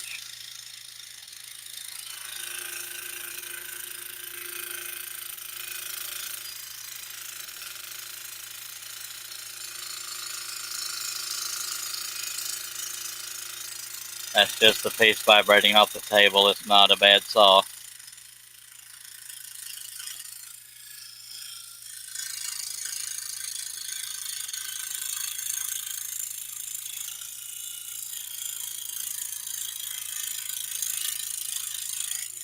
But I do have to stop and stretch every now and then, or I'll cramp up and it won't be worth the crap.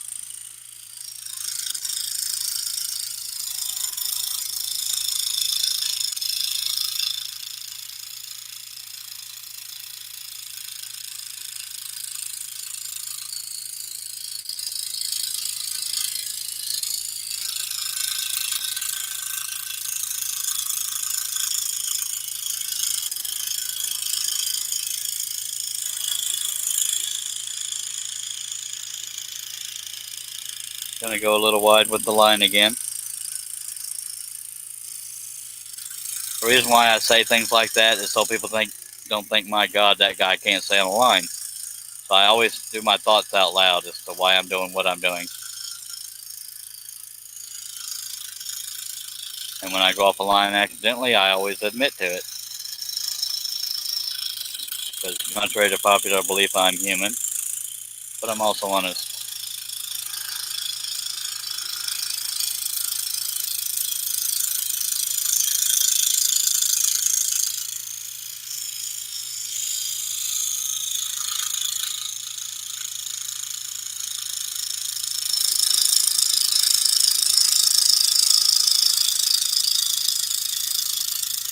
If Josh ever comes back, he'll be heartbroken that I haven't broken a blade yet. For those that don't know, we have a drinking game. Now, drinking does not mean you have to be drinking alcohol, but whenever I break a blade or have trouble finding the pilot hole, that's when everybody has to take a drink, if they so choose.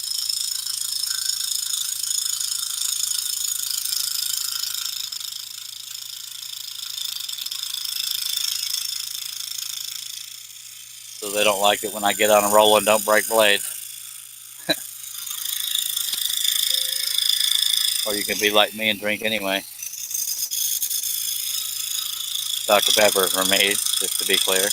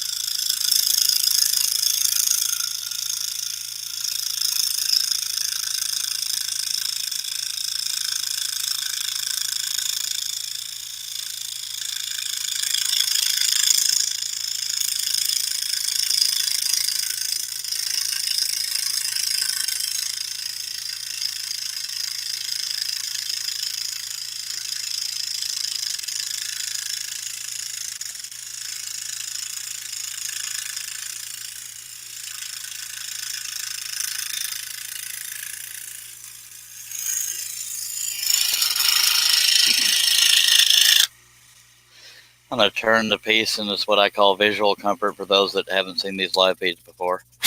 Visual comfort is when I turn a piece to, because when I'm working on a certain area or a straight line, I like to push the piece towards away from me. Dang it! I thought I wasn't on camera. I like to push the piece away from me to cut a straight line because it's easier for me visually. I could pull, but it would hide the line and stuff like that. So although I'm using a spiral blade, there are times I turn the piece for that visual comfort.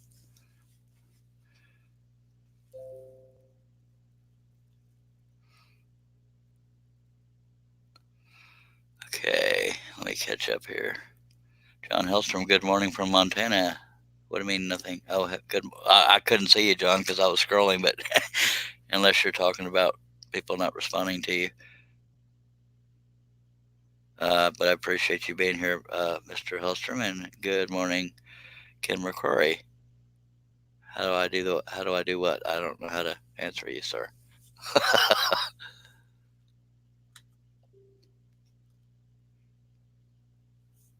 Okay, we'll get back to it so Charles Thomas won't gripe at me.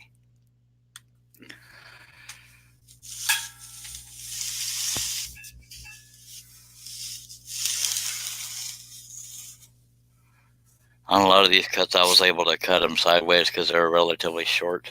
I need to move that stupid camera. I was able to cut sideways, so I wasn't worried about the visual comfort. But this part right here is going to be one long straight cut. I'm going to work on the angle here to get better visuals.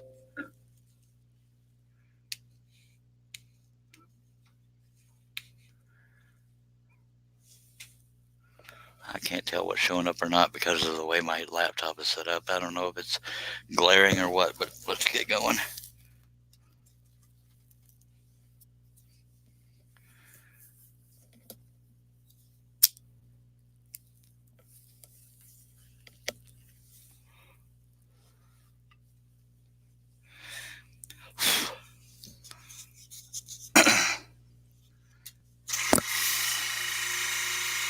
And if anybody's ever saying anything to me playfully, make it clear by saying LOL afterwards, because otherwise I see it as disrespect and I will respond accordingly.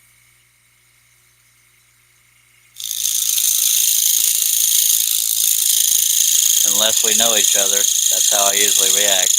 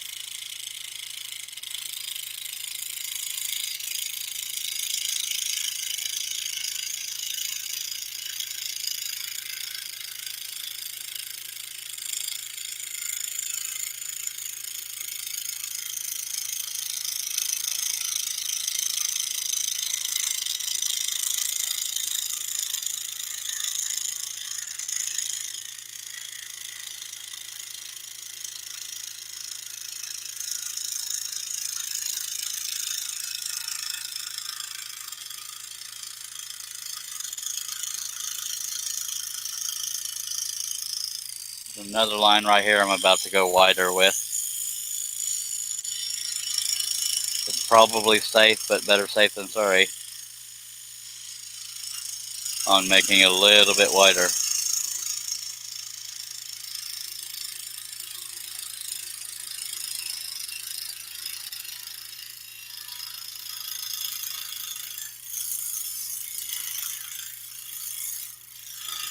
And anytime you see me going back and forth on a line, it's because I'm trying to use the spiral blade as a little sander to get a little wave out of a line.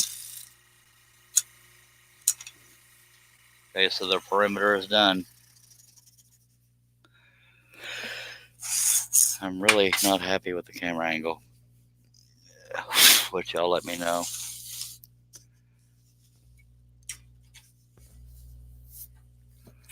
I'm going to be bouncing back and forth between number 5 and number 3 flat-ended spiral blades on this project.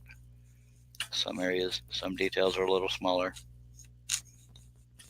but I have a feeling I'm going to need to use the Sharpie on some of these pilot holes because the drill bit is so small and it's hard to feel them.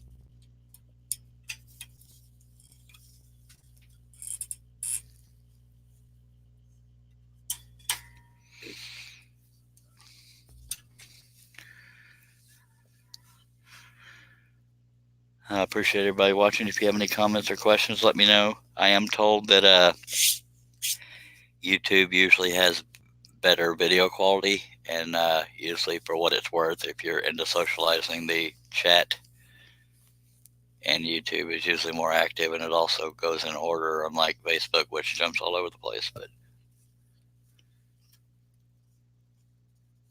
Kim McCrory says, I need to stop watching and make my own sawdust. I hear you. I won't hate you for it. Usually I don't have this many issues trying to, it might be because of the direction the piece is facing, but I feel like I'm robbing people of something to watch when I'm cutting. So maybe that'll work.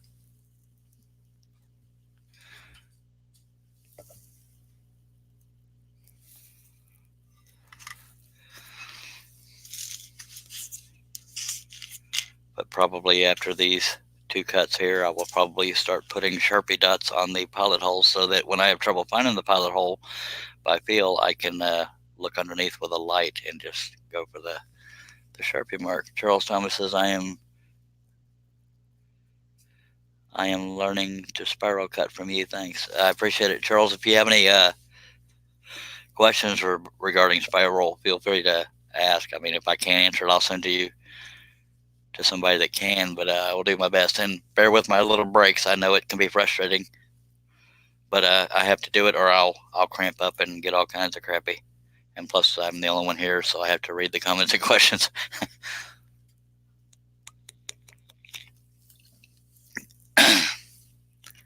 Sometimes I forget that there's new people new to scrolling that are watching, so I do need to try to teach more. In the beginning I was doing that, but I slowed down on that, but I might need to get back at it. So hopefully you heard me talking about when you see me going back and forth with the piece, that's me using the blade as a little mini sander. But the key to using a spiral blade, and I can say this without actually doing it, let the blade do the cutting, because some people that have never used one and they only use flat blades, they'll think a spiral blade is more aggressive. But take in mind, and maybe by nature it is more aggressive, but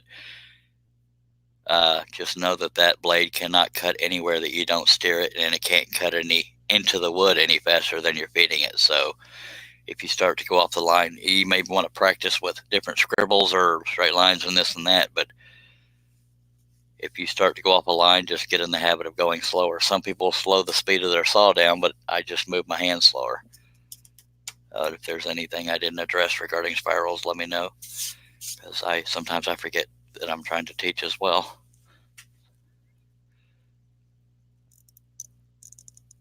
Charles Thomas says he's 80, so he takes a lot of breaks. I hear you. I'm 49, but I feel 80 sometimes. Who's your Mike says, good morning, Mr. Charles. Last day of the decade. Wow, yes, sir.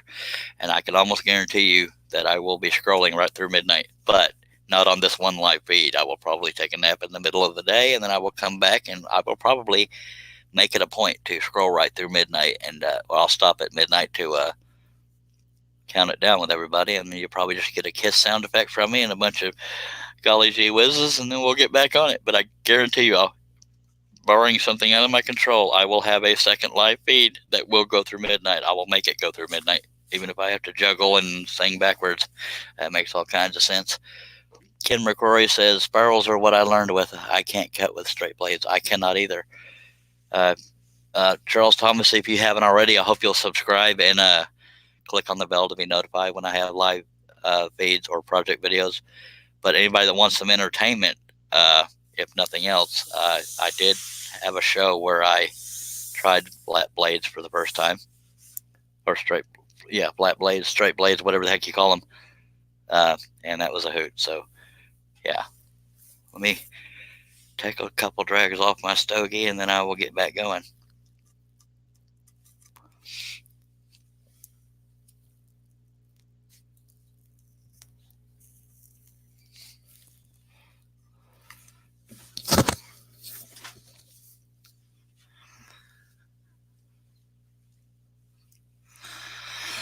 Okay, here we go. Oh, that sound tells me either I don't have it in the clamp good enough, And Charles, that's another thing you'll learn as you go.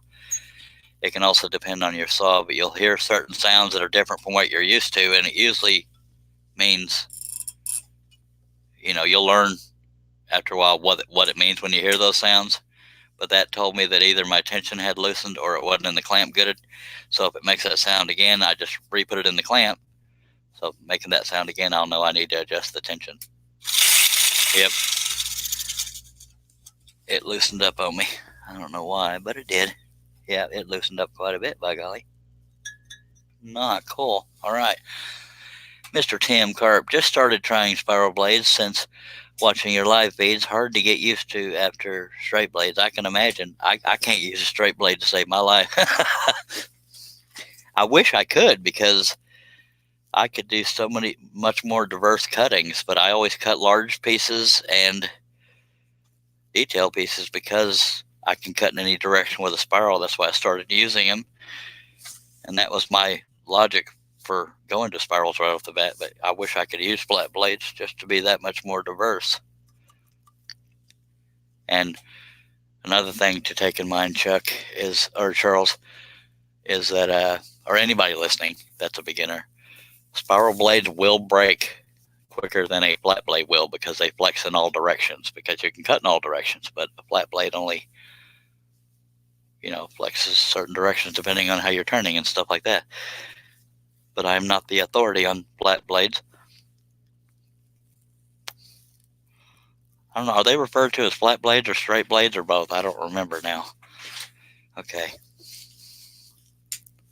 They might be referred to as both. See how much quieter that is now that I've got the tension there? Okay, I got some straight lines on here, so I don't want to mess those up.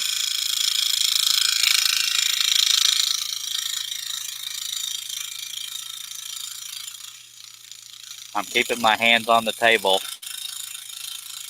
and I'm steering by pushing and pulling the edges of the piece. I have my pinky right here, just out of view maybe. You might be able to see me above the arm of the saw.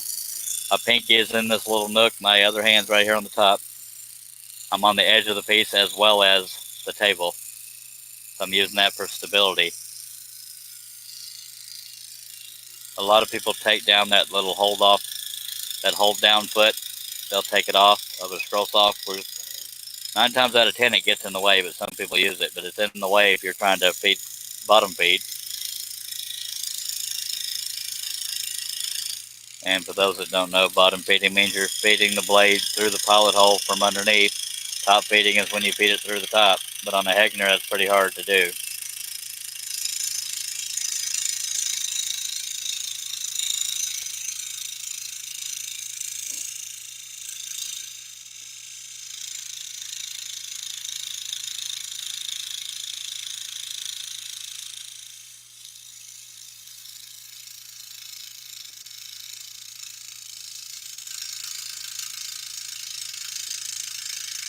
I got a little bitty wave in that line I'm going to fix as soon as I get the cutout done.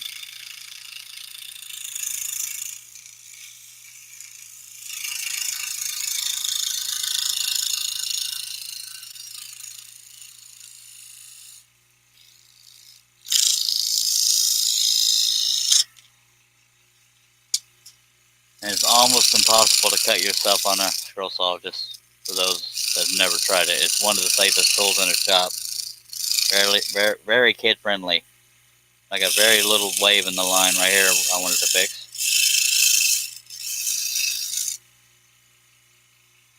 And I'm going to turn this piece around and try to sharpen that corner, but I am using a number 5 blade, so that might be the best I can get out of it. If I can remember, I'll go back with a number 3 and make that corner just a tad sharper. A little bit of a wave, but nothing major. All right. Mr. Tim Carp says, haha, cut out the Dotson pattern from your site using the straight blade. Sweet. See, it can be done. So every now and then I have a pattern that can be done with a flat blade. Again, I don't know if it's called flat or straight. I've slept since then, so I don't remember.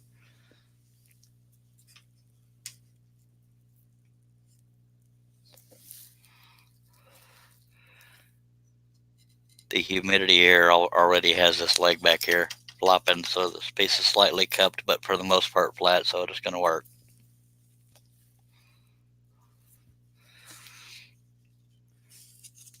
But for most people, the hardest thing to do with a spiral blade is a straight line. And it's no less hard for me. It just means you got to go a little bit slower. But it sucks when your blade breaks when you're working on a straight line, because it can mess it up every now and then. Charles Thomas says, I've got a Excalibur, so I could find top fitting. Yes, top fitting is very, very easy with the Excalibur, the Pegasus, the what else? Seiko. Seiko is an excellent saw as well. SEYCO.com.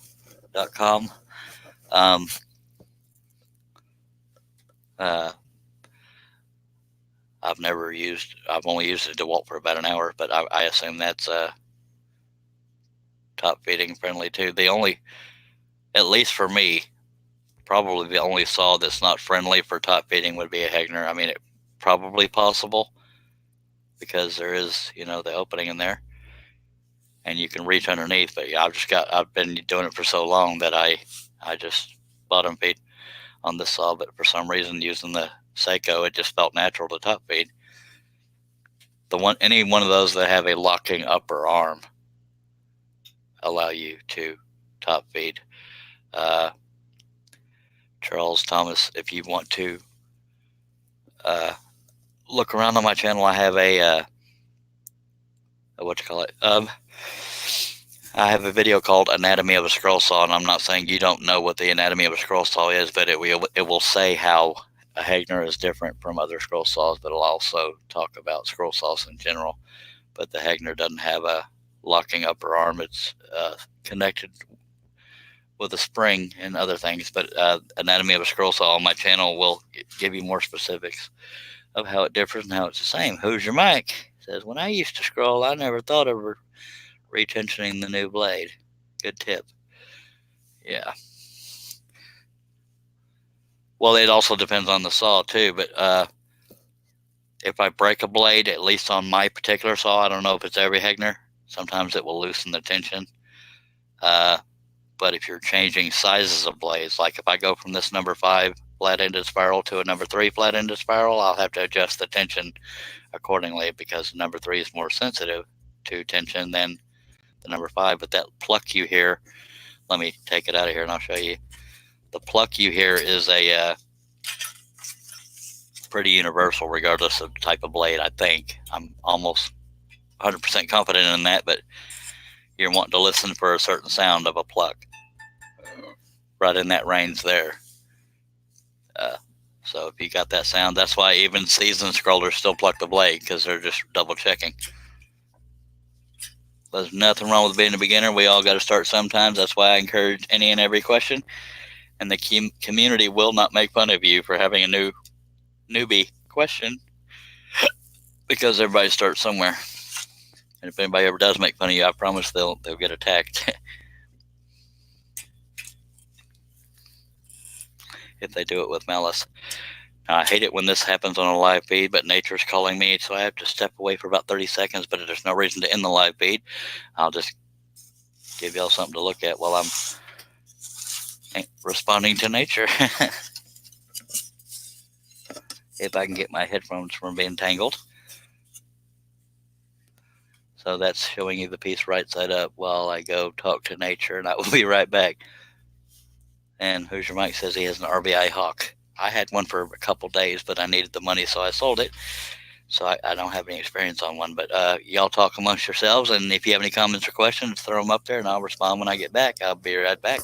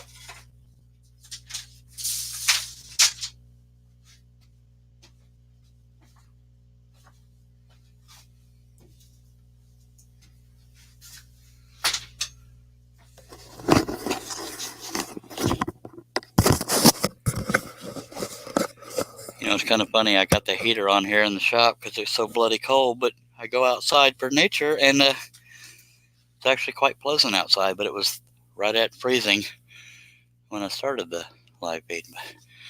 May have to adjust. All right. And just for giggles, for the sake of conversation, I don't remember. I try to remember where people live when they say where they are. But just for the sake of conversation, where are y'all watching from? I don't remember, even you guys that have been here all the time. I'm in Gatesville, Texas, 45 minutes southwest of Waco. Dangnabbit. I really can't wait till I can replace this stool. It constantly lowers itself. The one I have my eye on is $98.03 or something like that on Amazon, and it's so like 33 1/4 is the max height, and the one I have now is 28 inches, and I would like to sit up here taller, so I think that'll work, but I gotta acquire the money first. Charles Thomas says I have a BS 100 sand with a 1/16 blade.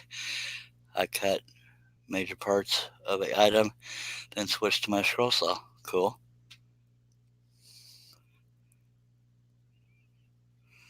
Herb Hoover says, not to be funny, but it sounds like it's time for a pair of vice grips on it. Oh, on the stool? You're not wrong, but I don't have any vice grips big enough to grip the giant stem on, or for lack of a better word, the main pole. But yeah, it's getting to be a pain in my butt trying to get this stool to stay still, because it's nothing worse. I mean, it's bad enough that I'm not as high up as I want to be, but then when it drops while I'm trying to scroll or sit here and talk,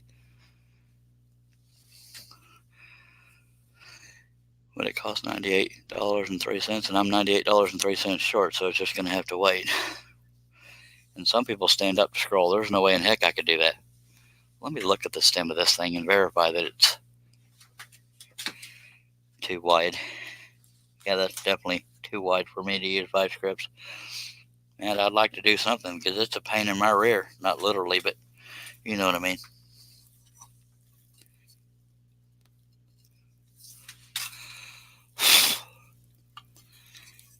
A little more stretch, a little more Dr. Pepper.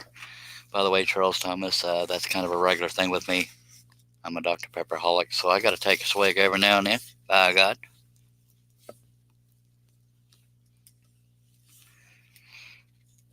I can't believe how nice it is outside when it was freezing cold earlier. Texas is awesome. So where's everybody watching from? I know Herb Hoover's in Lake Worth, Texas, but I can't remember where Hoosier Mike is, and I don't know where Charles Thomas is. And if that's too private for anybody, you don't have to answer that. I'm just throwing it out there for a conversation.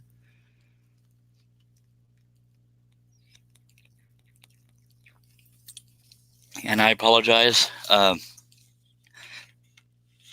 when I'm cutting the piece and it's upside down to you.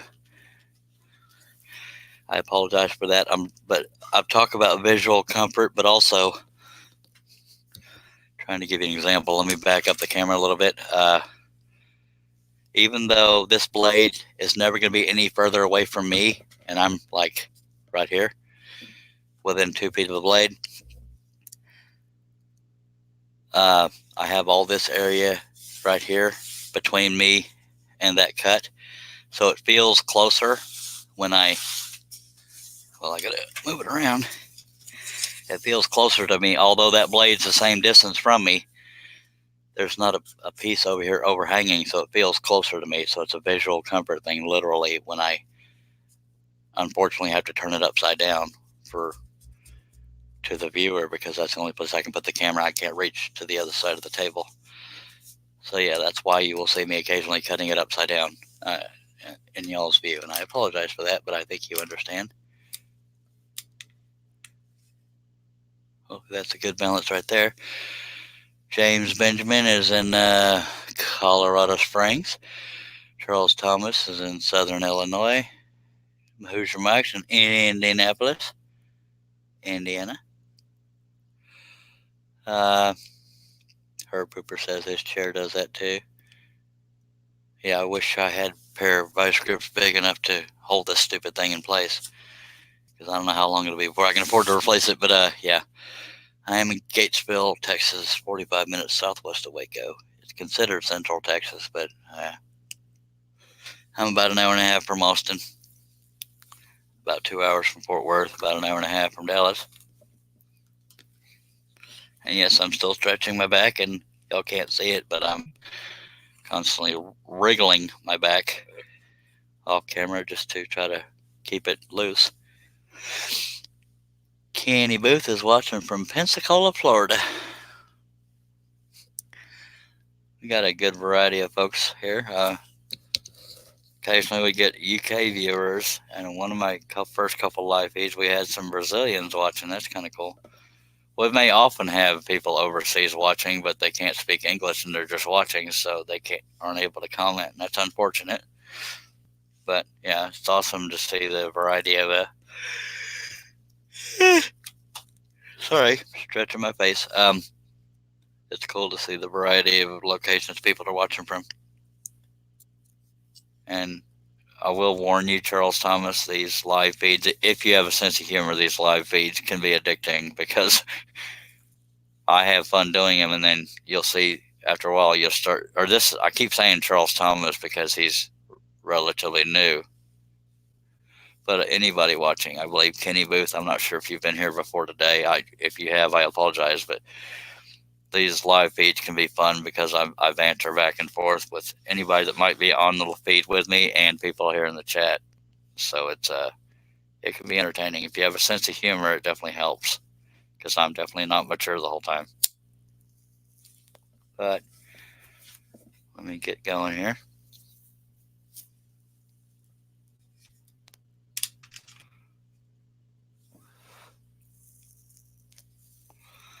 Maturity is overrated. But I try to be mature when I need to be.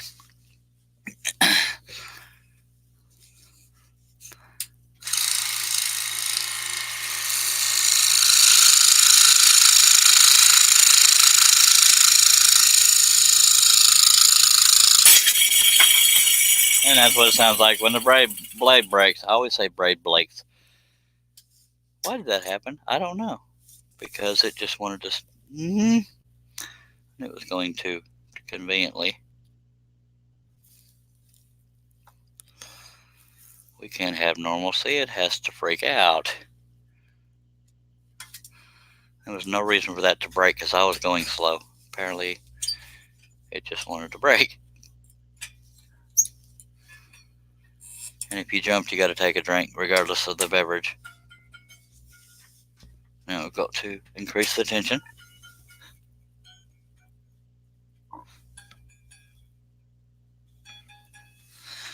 And there we go. First comment watched before. Appreciate it. Kenny Booth. So if you've watched before, I'm surprised you came back, because it can be a train wreck. I'm kidding. I mean, it can be fun. But yeah, I don't know why that stupid blade broke, because it was nice and sharp and I wasn't pushing it, so just got lucky, I guess.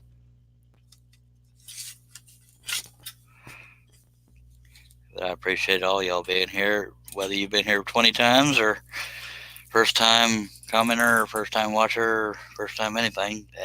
We welcome you. But I will tell y'all, anytime after midnight, because every now and then I do late night live feeds, it's not always quite as family friendly. The language gets a little more relaxed and sense of humor can get a little more dark. Just a fair warning, for lack of a better word.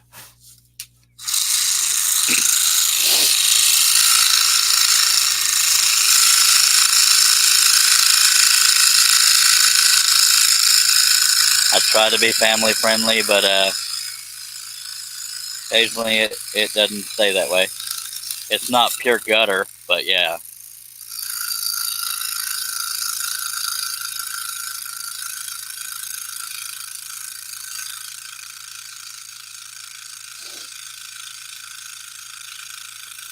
And when I talk about like after midnight type thing, I'm referring to U.S. time, Central.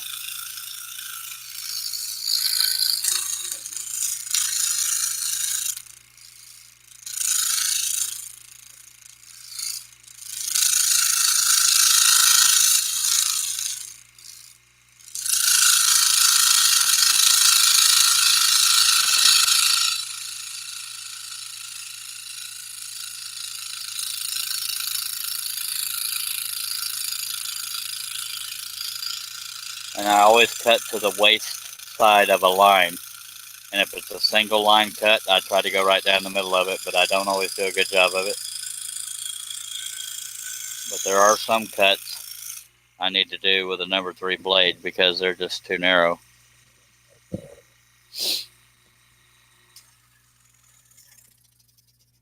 Jeff Robinson, I've been wondering where you ran off to, mister. Have you done the first episode of Team Scroll Saw Live yet? No, sir, but I will post all over Facebook whenever that's going to be happening.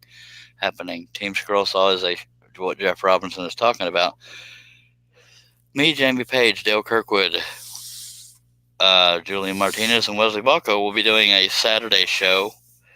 We know the day and time. We just haven't started doing it yet, but when we start doing it, it will be Saturdays at 3 p.m. Central U.S. time, 9 p.m. UK time, and it will be all about scroll saw. It's not aimed at beginners. It's not aimed at seasoned people. It's for all scroll sawyers, regardless of experience, or even if no experience. We want to make scroll sawing more popular, more known, and we'll try to do contests, giveaways,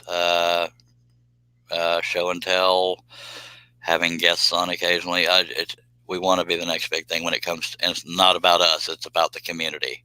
We just happen to be the ones that are, see how that camera's pulsating? That's it trying to focus, so I need to adjust the camera angle. But yeah, it's going to be called Team Scroll Saw, and it will be about everything to do with scroll sawing, from beginner to seasoned veterans. It's for everybody. So we encourage y'all to keep a lookout. If you're subscribed here, you'll know about it because I'll talk about it. And I believe it's going to be streamed to all of our YouTube channels. So you shouldn't have any trouble finding it. But thank you for asking about that, Jeff. And let me catch up. Sorry. Tim Carp says, Wilmington, North Carolina, home of the Hurricane Alley. By God, yeah, I used to live in Fort Bragg, North Carolina, and man, those hurricanes were brutal. But for a kid, I love thunder and lightning type storms, and North Carolina definitely doesn't have a shortage of those. Hoosier Mike says, if I had my wish, I would rather be in Pensacola right now. I hear you. I forgot what I was talking about. Oh, talking about Team Scroll Saw. Yeah, we're looking forward to doing that. But the more you watch these live feeds, the more you will get to know Jamie Page, Dale Kirkwood. Jamie Page is JP Woodwork on YouTube. Dale Kirkwood is Maple Tree Studios on YouTube. Wesley Balco is relatively new to YouTube, but not new to scrolling or Facebook. He goes by Scroll Saw Cafe. And Julian Martinez I believe on YouTube, he goes by 5x30 wood shop or workshop. It's 5x30.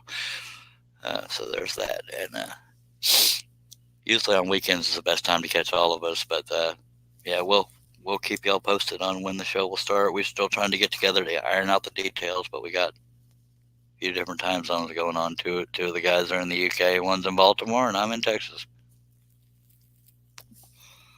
So let's try scrolling again. Determining where I want to go next.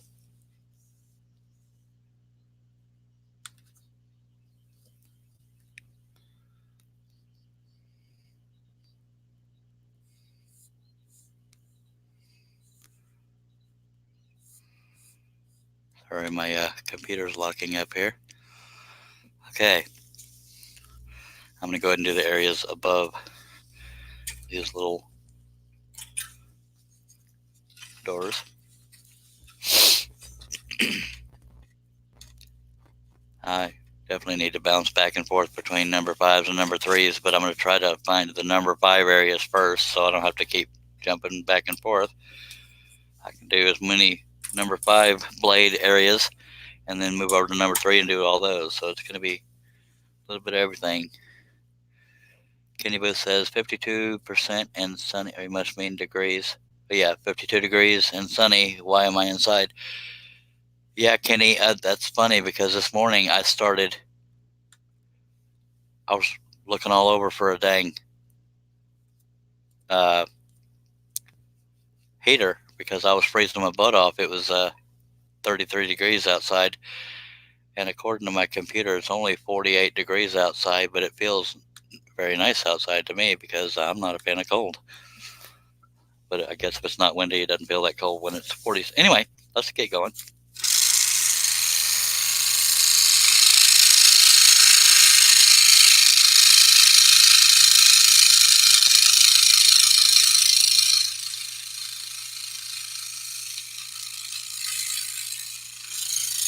Another reason why I do a lot of talking to the people in the chat is because I don't want them to feel like they're only spectators. I want them to be involved in these live feeds.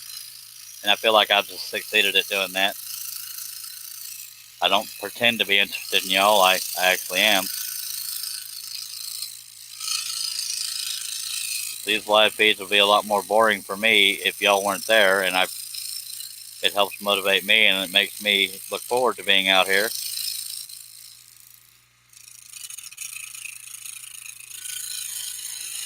And believe it or not, it keeps me in a good mood. Especially when I haven't had much sleep and I lose my mind.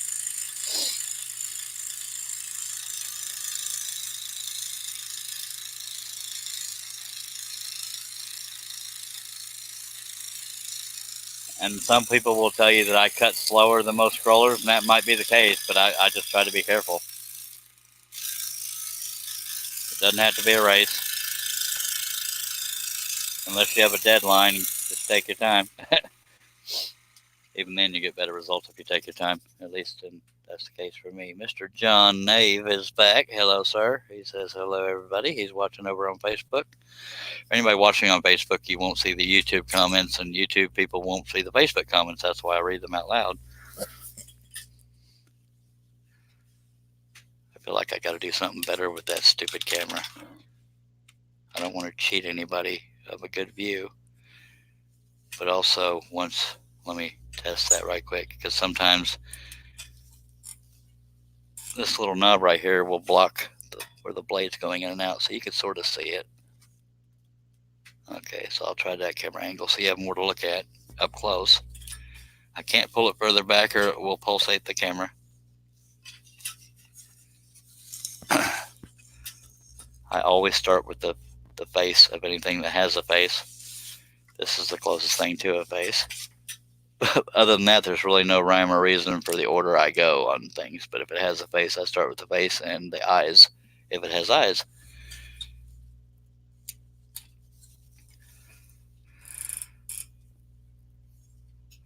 Well, that's not something everybody has to do. That's just what I choose to do when I'm working on a cutting.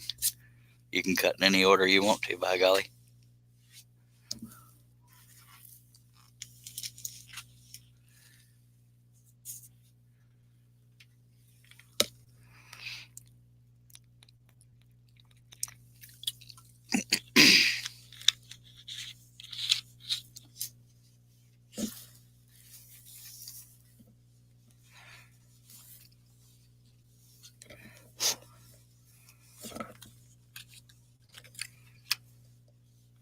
I'm getting there, I promise.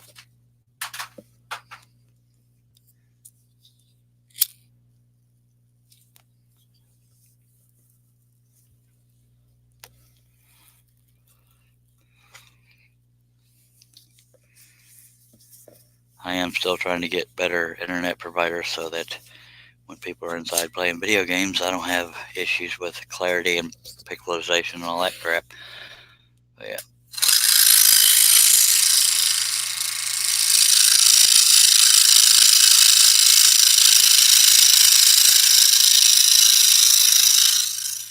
As far as that camera pulsating when it's trying to focus, I don't know how I can ever fix that. There's not a way to manually focus with it.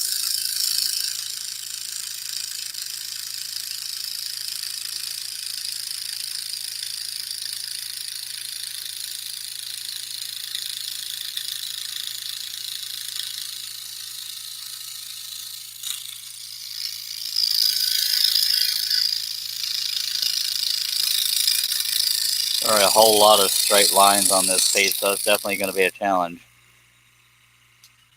But ones that are real close together, I definitely have to use a number 3 flat blade. I wasn't done cutting. Why did I stop?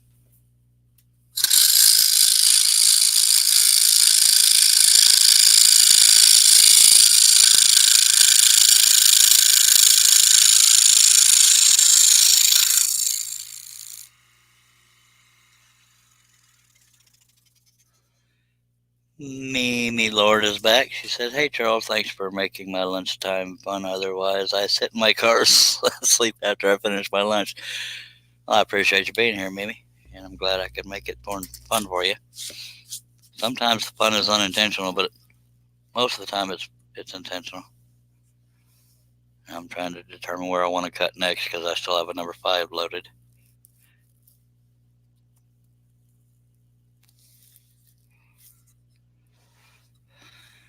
And why not just cut all this stuff in the middle here?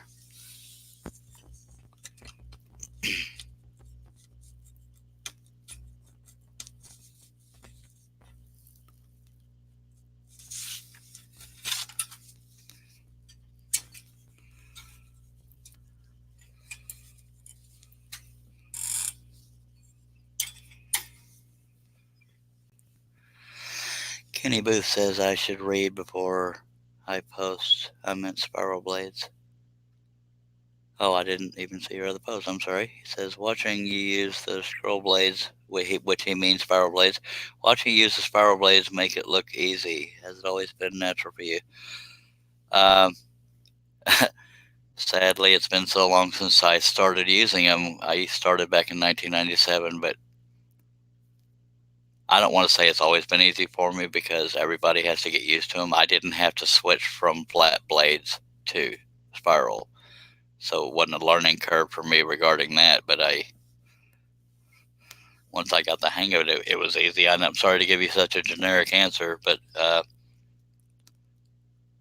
yeah, once you get used to it,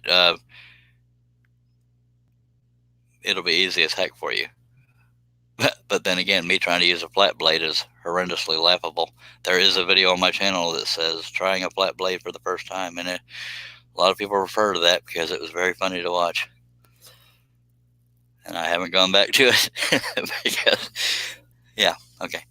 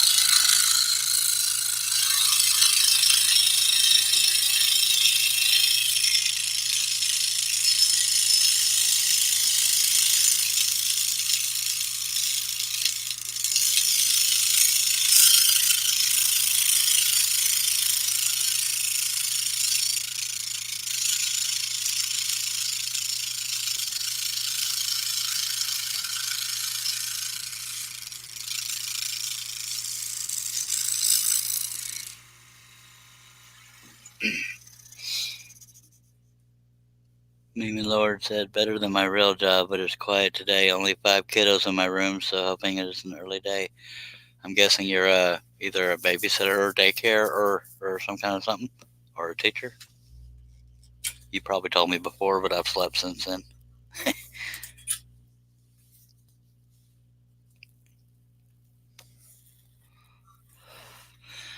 There may be some areas I use a number 5 blade where I should be using a number 3, but that's because I'm mental. Excuse me.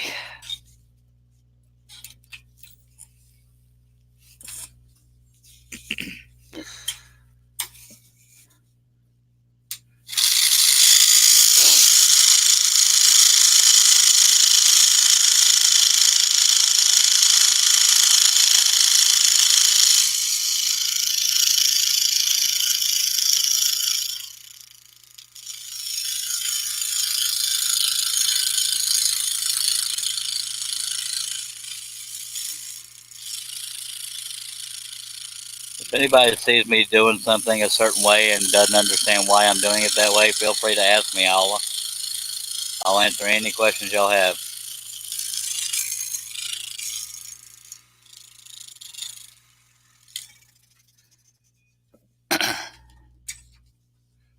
And by the way, thank you, Mimi, for saying that it was better to watch than.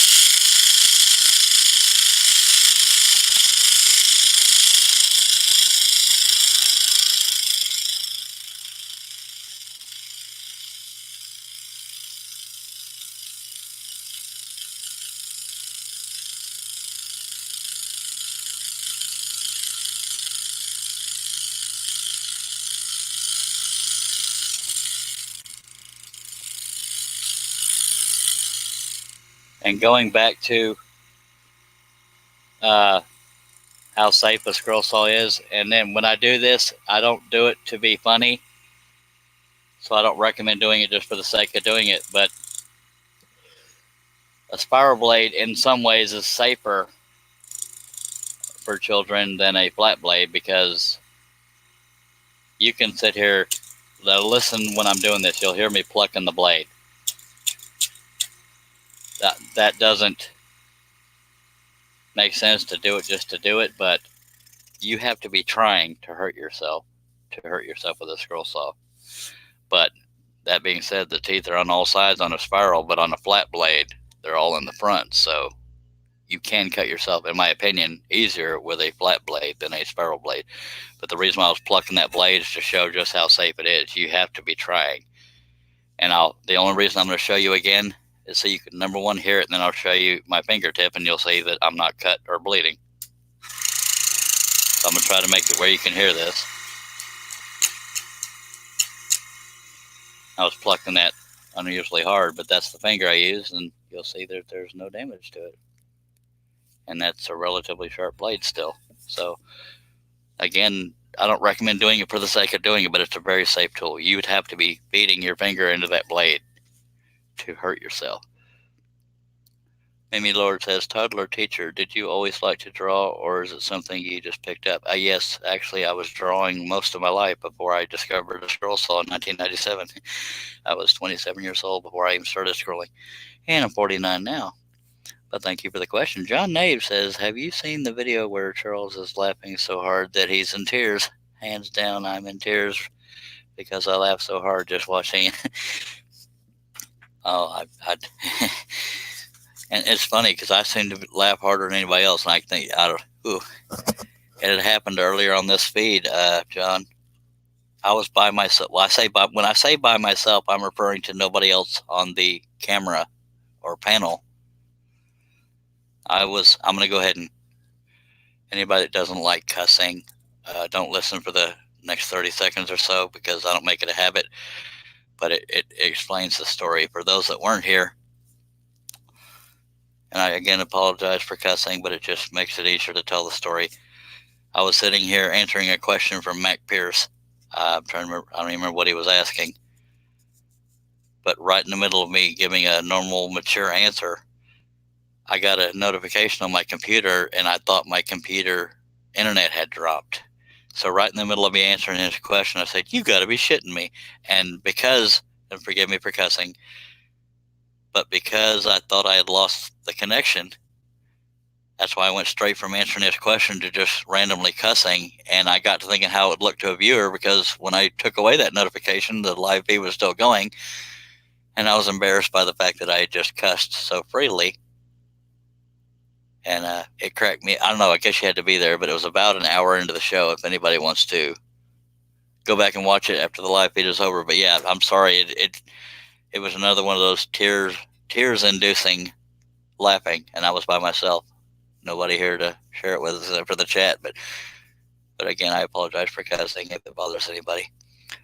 But it just, yeah, it was pretty dang funny. By God, Can't even begin. Tim Carp asks, do you use a foot pedal? I have one, but I haven't used it, and I don't have a good excuse as to why. I just been doing it this way for so long that I haven't needed it, but I probably should get it just for the sake of having my hands right here the whole time. No good excuse. I just keep procrastinating. Matter of fact, while I'm sitting here, I'm going to go get it because I keep telling people I'm going to go get one or go get it, but I never get around to doing it. So I'm going to do that now, and thank you for that inspiration. You're like the fifth person to ask me that, but I never get around to going to get it, so I'm going to go get it. So you all sit here and stare at this thing upside down and laugh at me laughing at myself, and I'll be right back.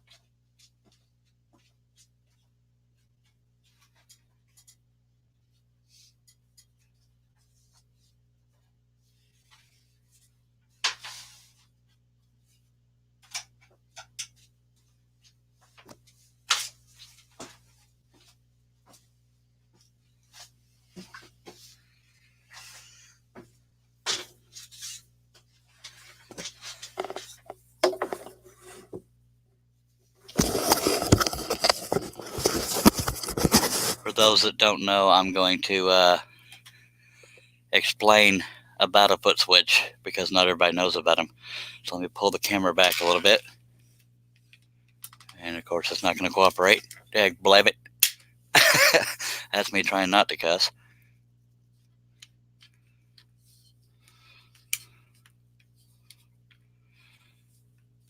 Okay. This is let me untangle the thing. There are two types of foot switches. One is referred to as a dead man's foot switch, which means you have to have your foot on it to make the tool go and take your foot off of it. Meaning, yeah. Sorry, my brain is going 80 different directions. You put your foot on it to make the tool go because you're plugging this into the wall and the tool into there. Now, I'm not going to recommend for any of the tools I'm referring to a scroll saw, but you plug the foot switch into the wall and the tool into there. But you would, on a dead man style, I don't know the technical or name for it, but people refer to this as a dead man. If you hold your foot on it, the power of the saw is on. If you take your foot off, it's not. So the reason why it's called dead man is because, like, if a dead man falls off of the switch, it'll turn off. I know that's morbid, but but the kind I prefer, which I believe that's what this kind is, not the dead man style, is click on, click off, because I like to move my feet around when I'm scrolling. So I prefer the click on, click off type. So I'm gonna plug this in right quick, and we will hook it up to it. But now there again, I'm so used to not having one of these, I might keep forgetting to use the foot switch. So there's that.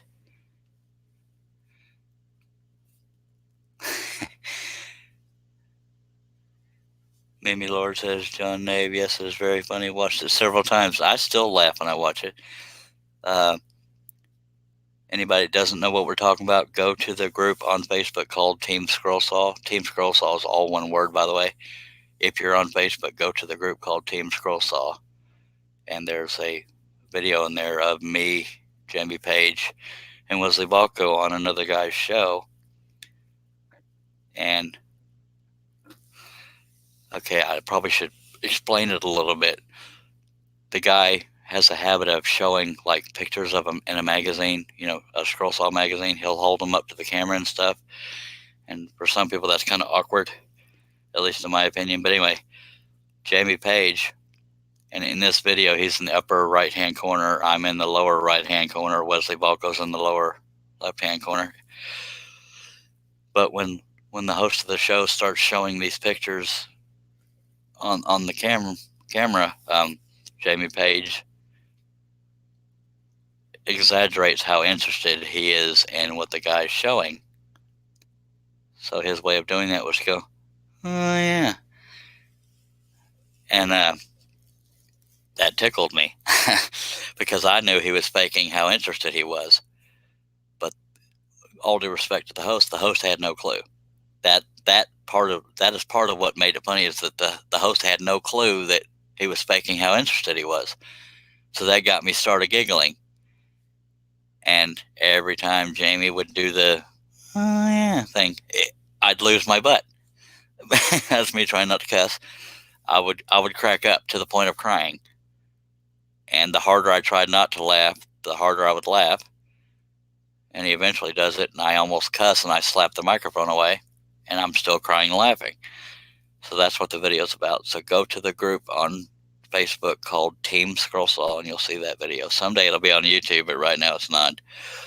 But yeah, that's what happened. And so yeah, sorry for such a long drawn out thing, but that's, some people only laugh if they know why we're laughing. Actually, I'm not going to install the foot switch yet because I'm too busy doing it the way I usually do it, but I have it out, so I will install it eventually. Yeah, but that video, it's worth it. If you have a sense of humor and you laugh at watching other people laugh, trust me, you're going to laugh.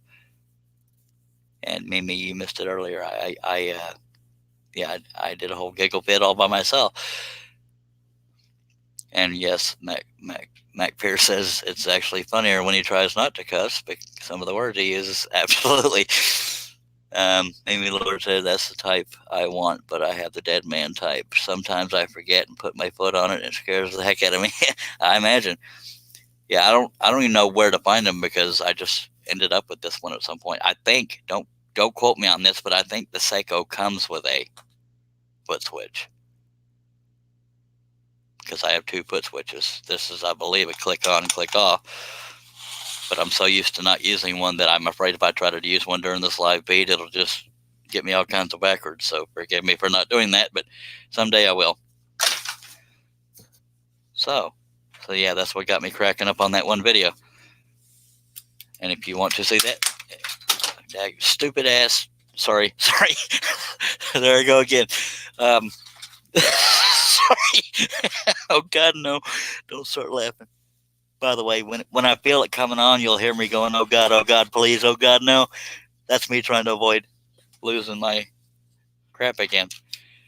And the reason why I just said all that is because the stupid clamp came off of the camera crane again. The camera crane is a little bit worn out, and so the bolt doesn't dig into the crane. It's a wooden crane, and it spins, so I have to use clamps to keep it in place.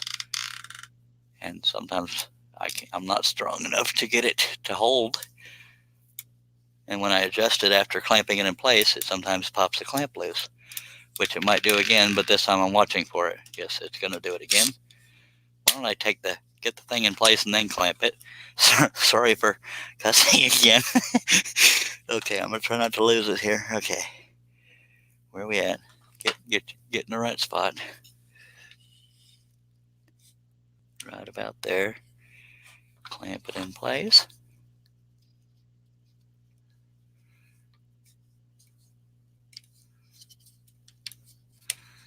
That's not going to work.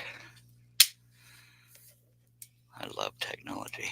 I'm kidding. It has nothing to do with technology. I'll adjust here in a second. I almost got tickled again because I accidentally cussed. My filter is getting worse and worse, I guess. Or more and more faded. I may have to adjust another part of this. Okay, crank the heck out of that clamp. And then fix the other one. We might be in a good spot there. Might not be. Okay, this other clamp's about to fall, so I'm going to fix that one. Because, we're real organized here. I'm going to clamp the living crap out of that one. I promise we're going to get there, folks. But if you want maturity and complete organization, you won't find it on my channel. Just saying. The more times I move this crane, the more times these clamps are going to try to break loose. I probably need to be closer because, God forbid. Really? Y'all are laughing at me. I can just feel it. Ugh. Which is good, because this is entertaining. I get it. Moving the camera crane closer. Waiting for the clamps to fall off again. Ooh, that was close. Tighten clamp. Tighten other clamp. Oh, sorry. Okay. I'm going to tighten the whole crane. Well, I got a little ways to go before that's tight. That was part of the problem. The top of it was loose because it would have been too convenient for it to be tight. Now, got to adjust again because of how organized I am. I'll catch up on comments and questions as soon as I get this stupid thing set up. I didn't know my own strength. Okay, get go there. That's where we want to clamp it. If we can get it to clamp. And torque down on that thing as best as I can with my limited strength. Oh, someday I will improve this crane if I can use both my brain cells and figure it out. Okay, now we can pivot it without having any issues, I don't think. And the other adjustments I'll just do with the camera itself. Whew. Jeff Robinson says, Seiko does come with a foot switch. Harbor Freight is a good place to find both kinds of foot switches for around $20. Thank you, Jeff Robinson. Whew. Excuse me. Mimi Lord says, I never used one before, but now seem to like it. Except when it stops and I forget about the switch and wonder why it stopped. Exactly. That's why I'm afraid to start using one. Dustin Amy, haven't seen him in forever. Says, yeah, Star Wars, I'm definitely a fan. Or just an old man child. Well, I think a lot of us are. I'm definitely a man child. I am. Because you can see some of these live feeds I've done, Dustin, you'd have all kinds of ammo on me for me being a dork, but I'm glad to be one.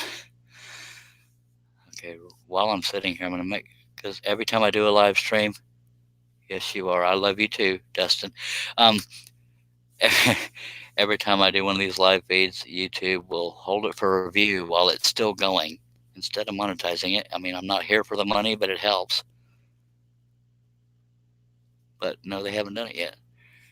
But I usually lose 5 subscribers per live feed, which is weird because I thought this would be pretty popular. But I have fun doing it, so I'm not doing it to get rich or get popular. Get back on there. Okay, so let me get situated here. Sorry the crane crap took so long. All right.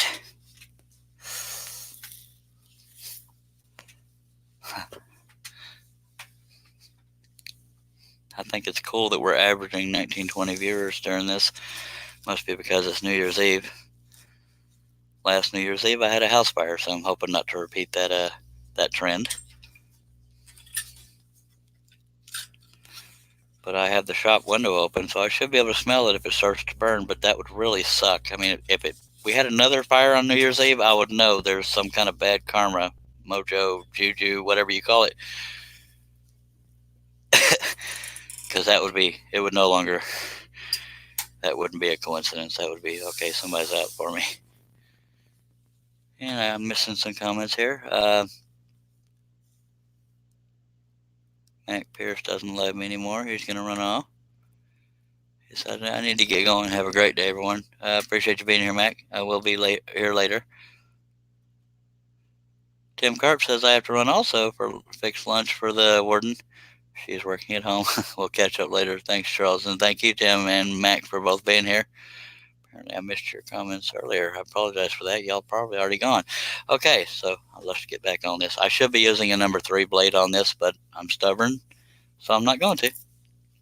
There you go.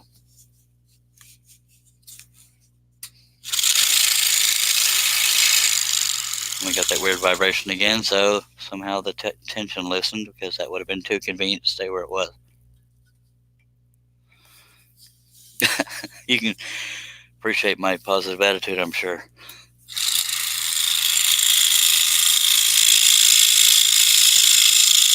I really should be using a number 3 here, but oh well.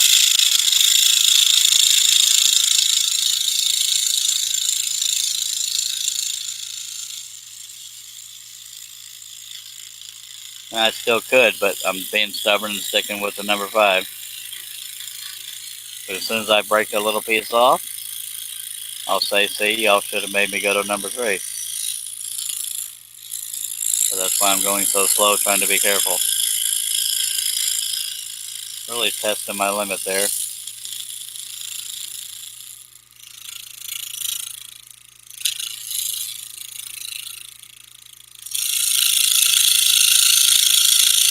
But anybody watching on Facebook or YouTube, don't be shy. If you have a comment or question, throw it out there and I'll respond to it if it's family friendly.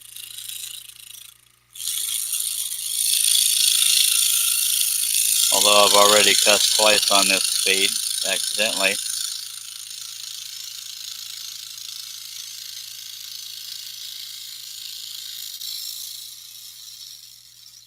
And to avoid breaking it, the piece, I stop the blade in place rather than backing out like I usually do then turning the saw off. But I'm going to start being more mindful of where I use number 5 blade.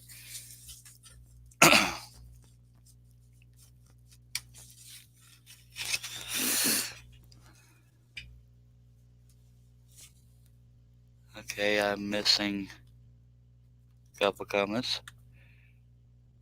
Mimi Lord says, all the parents are at home and the kids are in daycare. Job security. Well, me too. Lunch is about done. Thanks for what you do. Thank you, ma'am. I appreciate it. Thanks for the kind words.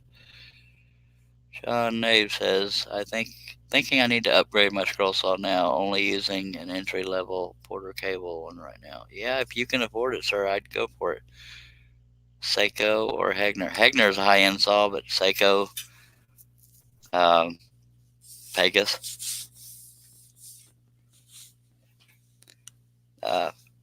I'll let you do your own research because I don't have every saw. Dustin Amy says, do you freehand the drawings in the wood or templates?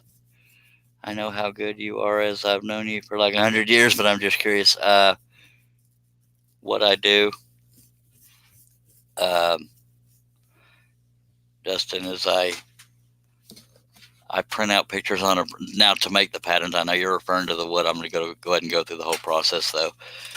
I print pictures out on paper, and it is really a matter of tracing, but you still have to know what works to make a scroll saw pattern work.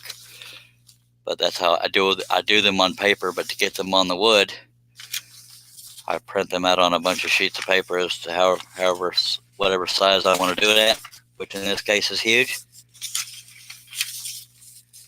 Like there, I'm trying to show you without taking the blade out of the saw. Never mind, I'm not going to be able to because the stupid thing is in the way. But yeah, this one's printed out on 8 sheets of paper. And then I use carbon paper underneath this gigantic pattern to trace it onto the wood. I see how I gave a long answer to a short question. Yep, that's what I do. But I hope I answered your question. I just use carbon paper.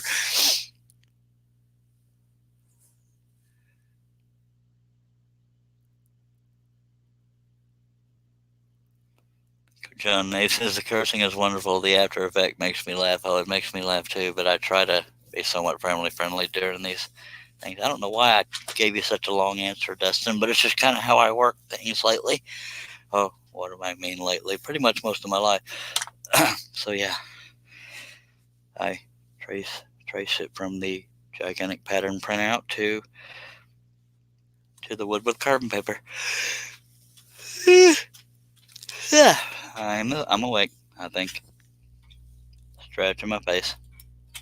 I have another phone call coming in. Hopefully it's the dang doctor. Here we go. Hello? Hello? Or not? That was lovely. Okay. Whoever it was hung up. But I don't generally answer the phone while on a live show, but I'm expecting a call from a doctor to schedule a biopsy.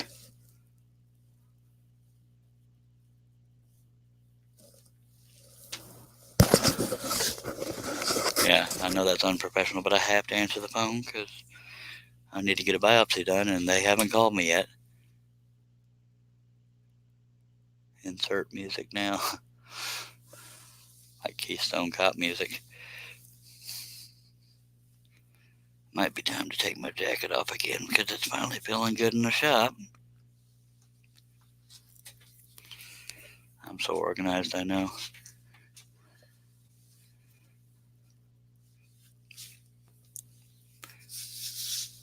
Might be one of those live feeds where I talk a lot and don't get a lot done, but a lot of the stopping has been necessary. Plus, it's multitasking to talk and scroll at the same time. Justin Amy says Jeopardy theme. Yep, waiting on me to get going again, probably. John Nave says, perfect, okay. To see, when there's nobody else here to read the comments and questions, I do stop to do that. Because something more important might come across. Or at least funny. Okay. Now, Dustin, on a serious note, I do stop every now and then to stretch my back, wiggle my back to, get it loose, because otherwise I cramp up pretty easily. Not like a woman, but like an old man. So, there's that. So, that, and I'm addicted to Dr. Pepper and cigarettes, so I do that in between every few cuts, too.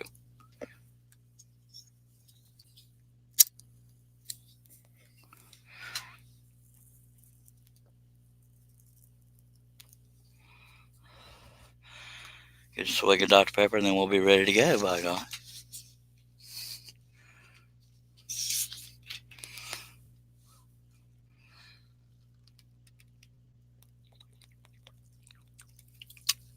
I sure like me some Dr. Pepper. Anyway, let's get going. Not like a woman. Yeah, right. Yeah, I had to say that because I knew you would go there. I've got cramps. And any woman hearing this is going to probably cuss at me, but okay, sorry. Just trying to be funny, ma'am. That's what I do. Okay, let's get going on here. I don't know why Dustin won't let me get started. Come on. Just kidding. Okay, let's do this. Holy hell. Now, I didn't break a blade, but it came out of the clamp. That startled me a little. Probably startled y'all too, so there you go. I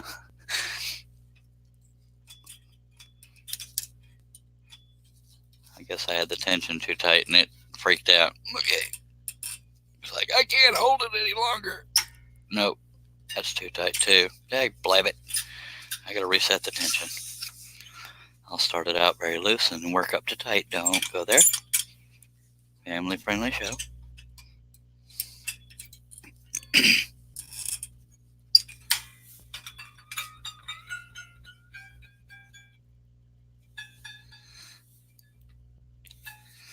All right. Where was I? There I was. Lord, we're going to get there.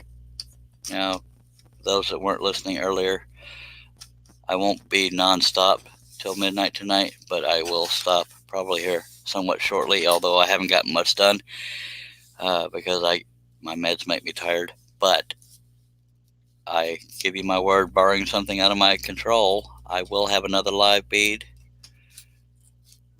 a little later in the day, if not evening, and I will do everything I can to go right through midnight, but I'll stop scrolling around midnight so we can all count it down together if you're bored enough to be watching me on the countdown. I won't have an official countdown, but I'll just, look at the computer clock kind of thing. But yeah, I haven't gotten a lot done today because I've been stopping to answer questions, show things, and fix the stupid camera crane, and having a giggle fit, and because my back is actually hurting more than it usually does. Charles Thomas says, yes, Tim, I got all my bandsaws and scroll saw have Pedal or Dead Man Switch. Nice. Tracy Keaton says, I go to old Billy Pedal too. Alrighty then. So I'm going to try to do a few more cuts. My back is bothering me. But I give you my word, sometime today or this evening, I will have another live feed. So if you're not subscribed on YouTube, please subscribe and click that bell to be notified of when I go live. I am told the video quality is better on YouTube, and the chat is definitely more active on YouTube. The notifications go to Facebook as well, but for some reason the chat isn't always in order, and the video quality isn't as good.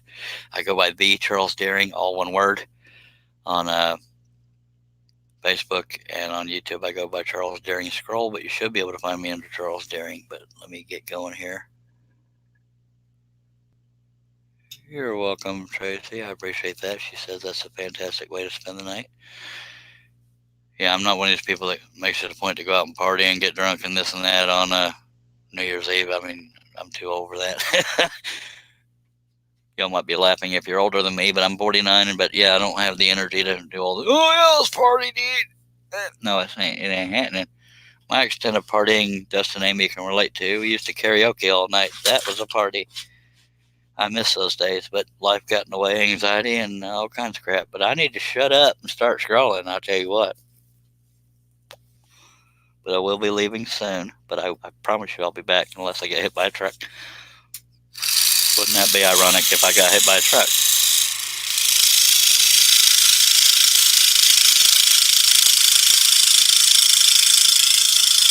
A Gatesville man predicted his own death on a live feed.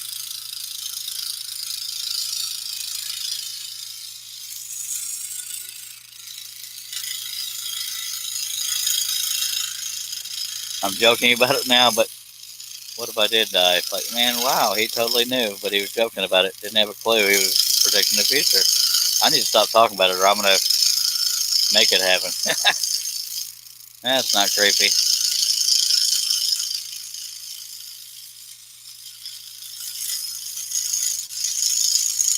I'm not even sure I remember how me and Dustin and Amy met, but I know we did a lot of karaoke together, but I don't know if that's how we met.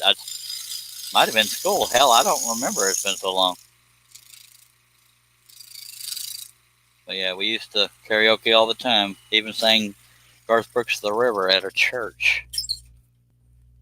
I was shy as hell that day. No pun intended. And she's telling me not to say anything like that. About getting hit by a truck. Well, yeah, if I stay in my house, the truck would have to go through my house. So let's hope that don't happen. But, stroke, heart attack, all that kind of crap. But I'm too ornery to die, I think. Anyway, let's stop talking about that. Tracy Keaton says she's 53 and don't have time for all that business. I hear you. Dustin Amy says, now I'm in bed by 10 every night. I can't say that because my days and nights are so screwed up. I did a 10.5-hour live feed the other day, and yesterday was 7.5 hours. And a galaxy far, far away. All right, now I'm going to get back scrolling, I promise. Let's see how long I can hold out. But yeah, my meds definitely make me tired, and it's not always gradual. Sometimes it just hits all of a sudden. I'll get to the point where I'm practically cross-eyed. I'm trying so hard to stay awake. But as much as y'all would enjoy that, I won't get to that point on a live feed. If I feel it coming on, I will stop. I'm trying to determine where to cut next since I have a number 5 blade loaded. You know what? I think it's probably best if I just stop here since I'm babbling and clearly punch drunk, which I know is entertaining. But yes, you should all have your drinks ready. Whatever you drink, for me it'll be Dr. Pepper.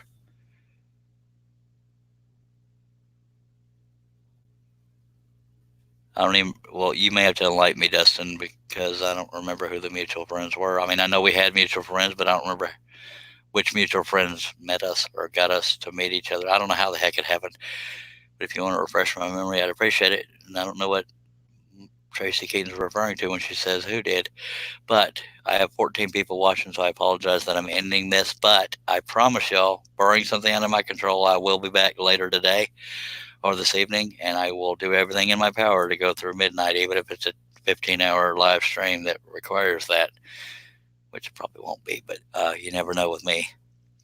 Good. Justin doesn't remember either, so I don't feel quite as bad, but oh well, we got our memories over here. But I appreciate every dang one of y'all, even the ones that don't comment. Every little bit helps, and it's definitely entertaining for me to do. Herb Hooper says, go get some rest. I'll see you later. I appreciate that. Herb Hooper's one of the handful of people that watches every live feed. And it's hard to stick with me sometimes. I get it, but it can be entertaining, most definitely.